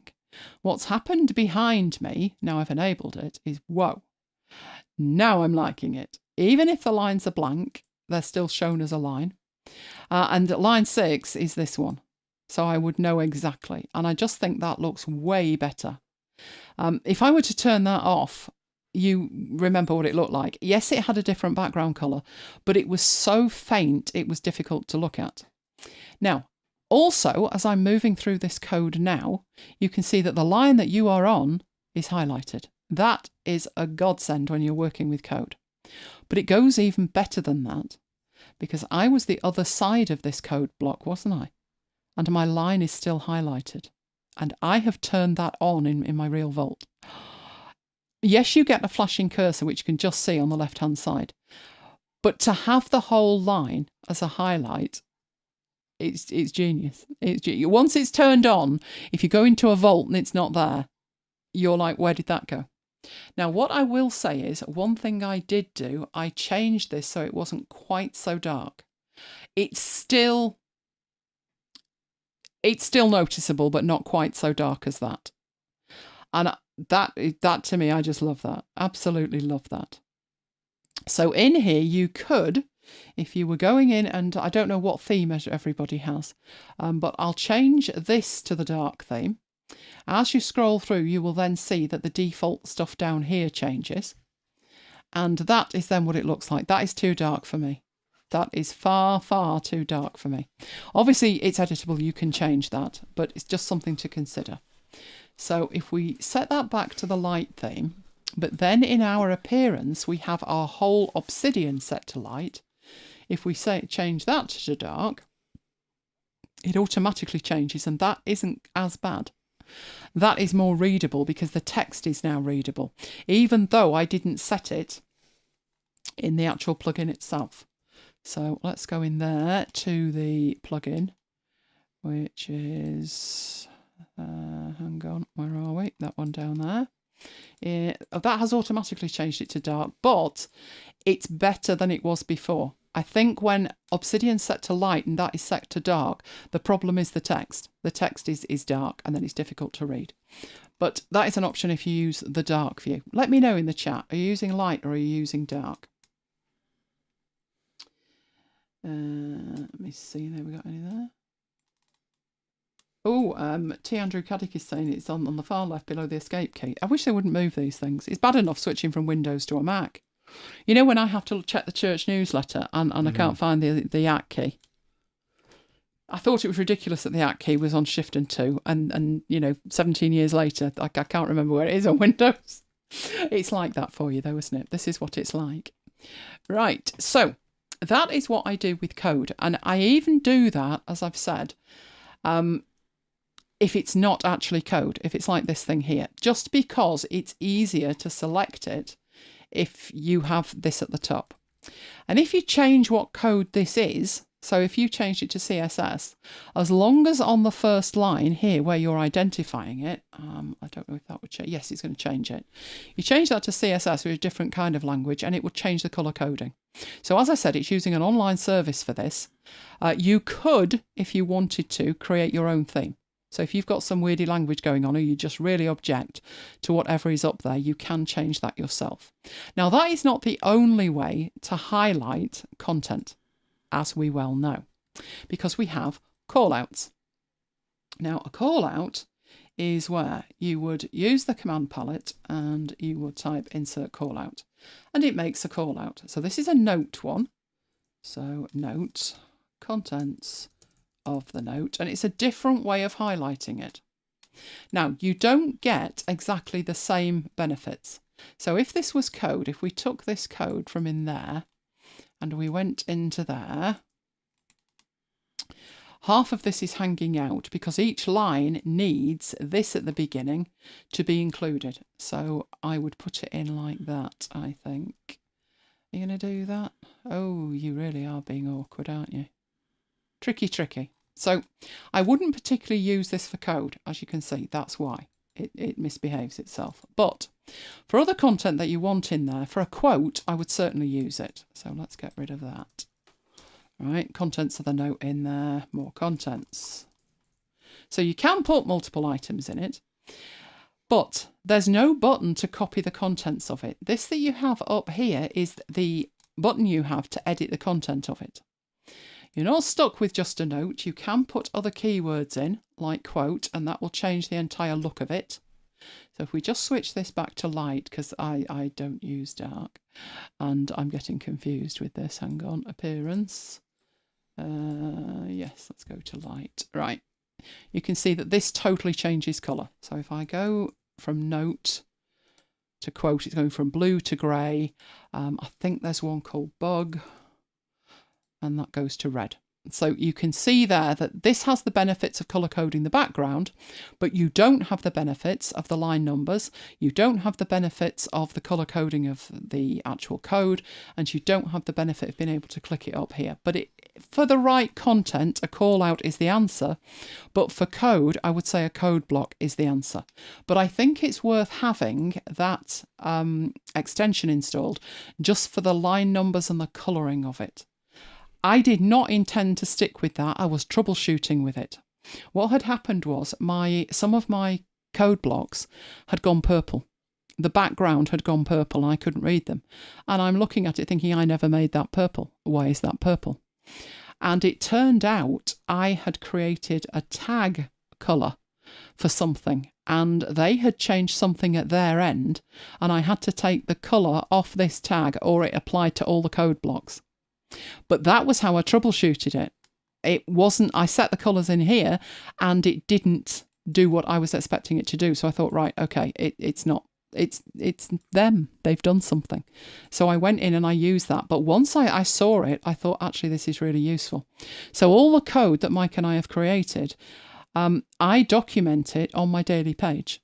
And I've got block after block after block of code. Now, obviously, if I put something on there like code that works and make that a level 1 heading, what I can do here is then fold that up. So it's not that my daily note is polluted with thousands of lines of code. I would just fold it up. And it's documentation to Mike and I that on that date, that's where we were with that code. And then obviously as time goes by, that code will get refined. And then I will come back to here and put that was deprecated and what date it was deprecated on. That is probably like a practical thing more than anything else. But let me show you what that would look like. So let's say that we've got this code and this code works on that day. So I am looking here to select all of that. Right, so on my daily page, we're not going to my daily page. Oh, I haven't even installed the calendar, have I? Oh, that's not going to work then. How can I demonstrate that? We'll create a fake daily page. That is what we will do. So I'm going to create a new file and I will call that today's date. Right, I'm going to have to work in hindsight with this. So I need to create another page, and this page needs to be, let's say we did that on the 31st. Right, so on the 31st I had some code that works like that. And then we come on to this one, and obviously this is a week later, and I need new code that works. So in here, I would be changing this, right, new code that works. And what I would do underneath that is put the explanation of why the code works. So the explanation would go under there, and that would be a level 2 heading, like that. And it would go in there probably in bullet points, like that. Right, so this is the new code that works. Now, my problem now is, how do I know that this code doesn't work anymore? Well, I would take the time and I would come back to it, and underneath the heading, I would then put deprecated and when it was deprecated. So it's deprecated today. Now, that gives me a history of the code, because if I go to this page here, you'll see there isn't actually anything showing me that there, but in here I can see that this has been mentioned, this code, this page has been mentioned on that date, and it says it was deprecated on that date. So I know at that point to leave it alone. If I'm looking at this code, I can see it's deprecated. If I'm working with this code and thinking, is this the latest, I look to see what's linked in here. So that's the power of the backlink. That's actually nothing to do with the code blocks or the callouts, but that is how I create an audit trail of the code, which is why Obsidian is just fantastic. So, you did get a mention, Tracy, you did, you're a star of the show, even though you weren't there, but we'll let you off. So, do we have any questions on that? No. No, we've not had questions on anything tonight. Well, no, not above 1 or 2. Not above 1 or 2. Right, okay then, let's head off into there. So what have we got coming up? We are back next week. Shall I let the cat out of the bag? Cat bag. That it's my pre-birthday show. Yes, it's the eve of Mike's birthday. So if we go over midnight, you can have a party. Right, everything else that we do is available on demand. You will find that at youtube.com/Elaine Giles. We're not going over midnight. I'm an old man now. You are actually, aren't you? Oh, thanks. Same age as Lola. Oh, yes, you are, aren't you, in dog years? In dog years, she is. She's grumpy with you this week. She's having to have eye drops. She is not a happy bear at all. She sees you coming with them, and that's that, isn't it? And I can sit there and I can enjoy this because, honestly, with Maya, it was me that had to wear rubber gloves to give him his antibiotics because I'm allergic to penicillin, and he was having penicillin. Actually, he was having amoxicillin. And he'd see me in these rubber gloves and he'd leg it. So I had to sit there for weeks on end just wearing rubber gloves, while I'm eating dinner and things, so he got used to them. Yeah, so it's your turn, Mike. Right, so our After Hours playlist is available. You will find that at macbites.co.uk/After Hours playlist. And of course, we love you guys. If you love us, can you give us a like? Because it really makes a difference with YouTube. It really does, honestly. And you could subscribe and hit the notification bell to get notified. There you go, you're notified. Right, there is my list at elainegiles.com/VIP. Should I make a promise? I'm going to get my mail out this weekend. Yeah. Because I should, because I've written it. And it's one that'll go off if I don't send it. So I need to send a mail. So now would be a very good time to subscribe. There is also the MacBites mail at macbites.co.uk/macbites-mail. I've been mentioning this in relation, haven't I, Mike, to Christmas. I know it's August, but we're deep in organising our Advent special. So you want to make sure that you are subscribed for that. It'll be Christmas soon. It will be. It will. And in between times, we're on Slack. That is where we carry on the conversation. So if you are not already on Slack, do join at macbites.co.uk/join Slack. If you are already a member, you can get there directly at macbites.co.uk/Slack, which I find is a really good way of getting there because when I'm in a browser, because I haven't got the Slack app installed at the moment, I can never remember the URL for Slack. So I just use that one and it gets me straight there. Right, okay. And with that... Peter sent you a link to a video full of cuteness on Slack. Oh, I'll have to log in now. I'll have to go and find it. I'm assuming this is black and white cuteness, although it could just be white cuteness, couldn't it? It could be. I don't know. I will go and I will find out. Right, so in the meanwhile, have we got any questions that you've thought of now? Or is that it? I think that's it. Oh, come on. There must be a question. Or something you would like me to cover. Oh, there was something to be covered, which I've stuck in the chat. Not in the chat. The back channel. No, in our list. Right. Well, let me have a look at it. There we go. Creating a brand logo from scratch in Designer 2 or Photo 2, unless you've already covered it, and that's from Barnsong Productions. Have we done that? I did design a logo for MacBites After Hours 100, which would be quite a while back now. And I did the whole artboard thing and global colours, I think, from memory. I did do that. But we could do that again, couldn't we? It's a long time ago, and it's certainly not Designer 2. Oh, I'm thinking symbols and all kinds of things now. This week's poster had a symbol in it, for MacBites. I made the monitor. And then decided, obviously, I needed 3 of them.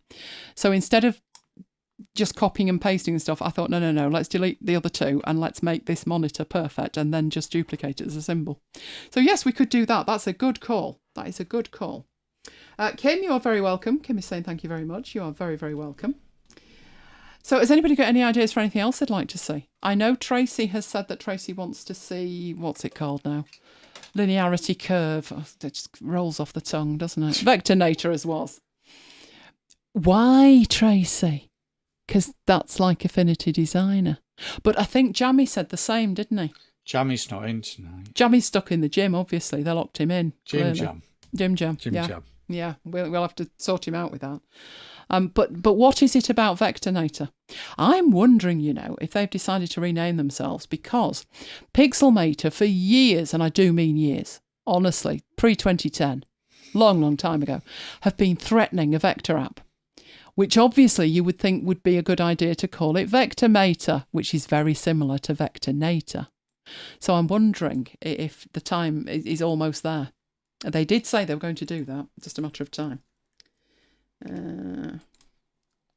Tracy says, this looks like an episode that I shall have to look at in depth. So much good stuff. Well, I can't wait to see you try the free version of the Stream Deck and then talk yourself into the posh one. I mean, you've seen what I was doing with it in terms of streaming, and I was actually able to control the stream tonight and demonstrate the thing. So it is a good piece of kit. I'm glad I switched to it. I did have for many years iPad 1. iPad 1 had a rocking back, do you remember? It used to be quite chunky, it's not flat. So it wouldn't like stand properly on the desk. So I had to put it like propped up on something. And for years, I used that, but it was such a time sink.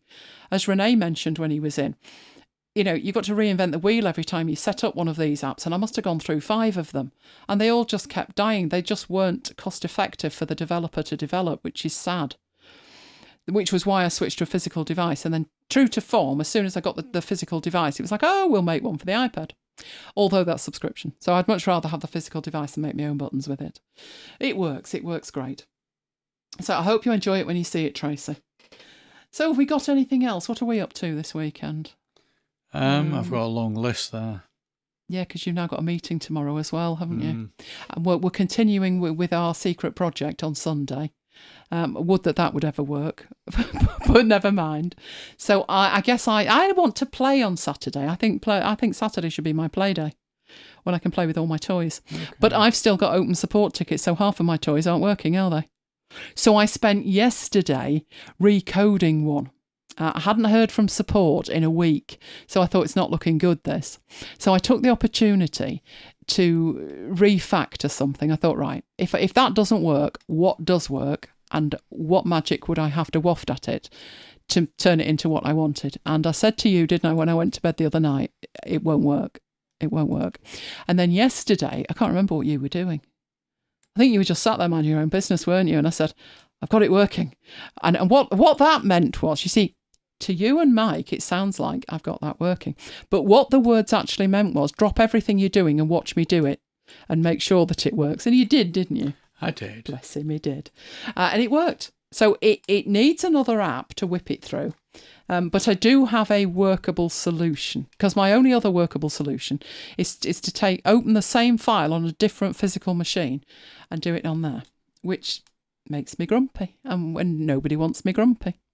So I have a plan B at the moment, but I'd rather it was working. So it'd be nice to be able to take some time on Saturday and just play with things and improve things, make them better. That would be good. Oh, Peter's got football tomorrow. What's the match? What's the match? And how did the match go tonight? It was Sheffield Wednesday, wasn't it? And Southampton won. Oh, I thought that Sheffield would win that one. Southampton. And so Stuart said that there's some proper football on, and I think it was like Argyle or somewhere. Yeah, some Scottish league. Yeah, and you can watch that on the iPlayer. That's cool. Yeah. I always thought it was a bit weird. Do you remember when like Glasgow were playing or Celtic were playing in Europe and United were playing? And I'm thinking, if you're Scottish and you live in Manchester, you're going to be really peeved you start looking at United. But if you're in Scotland and you're a United fan, you're going to be equally peeved that you start looking at Rangers. Doing it geographically was never a good idea. But I know they do that. But now we've got the iPlayer and everything's great. Right. Oh, it's United. Oh, the friendly. That's at home, isn't it? It's at home. It's 1:45 kick-off. Oh, I might make 1:45. Oh, that bodes well for your meeting, because they're going to want to watch it. Yeah. So there might be a tighter meeting than there would normally be, that would drag on to 5 o'clock. That was very clever planning, wasn't it? I don't know if I'll be seeing that, Peter. It depends if Mike's hogging the iPad. How is it on MUTV? Yeah. So that's only on one device, is it? And I can't even screen share, because as soon as you screen share, the MUTV app goes black. So I'll have to deploy my Hitman and Her manoeuvre, which I found worked incredibly well when I was at university pulling all-nighters, listening to the Hitman and Her, which I didn't know. Graham was sat watching as well. Do you remember that? As we discussed it. Right, the Hitman and Her manoeuvre is, this outwits them. This outwits any of this rights management software. All you need to do is put a mirror on your desk facing Mike's iPad and then watch it in the mirror. And it works. I used to have that set up, you know. I know. I had like a 3-mirror setup, and I'd look at one mirror and it'd be mirroring via 3 others. The TV sat behind me. You were doing mirroring before you could do mirroring. Yes, I was doing mirroring with a real mirror. Yeah. Although, didn't I ban all mirrors in this house now? I don't think I've got a mirror left. But like, I'll have to find one. I shall have to find one. Oh, you know what I could do, don't you? I could AirPlay. I could put an iPad in front of your iPad and AirPlay it to myself. That would work. Like you do downstairs when you're monitoring yourself. Yeah. Yeah. Oh, yeah. We'll try that tomorrow. Thank you for that, Peter. That's given me something to play with. Told you I like to play on a Saturday. There you go. That's what I'll be playing with. Excellent. Excellent. But other than that, we'll be back next week. So, for the moment, it is good night from me. And good night from me. And we will both see you next time. Stay safe, guys.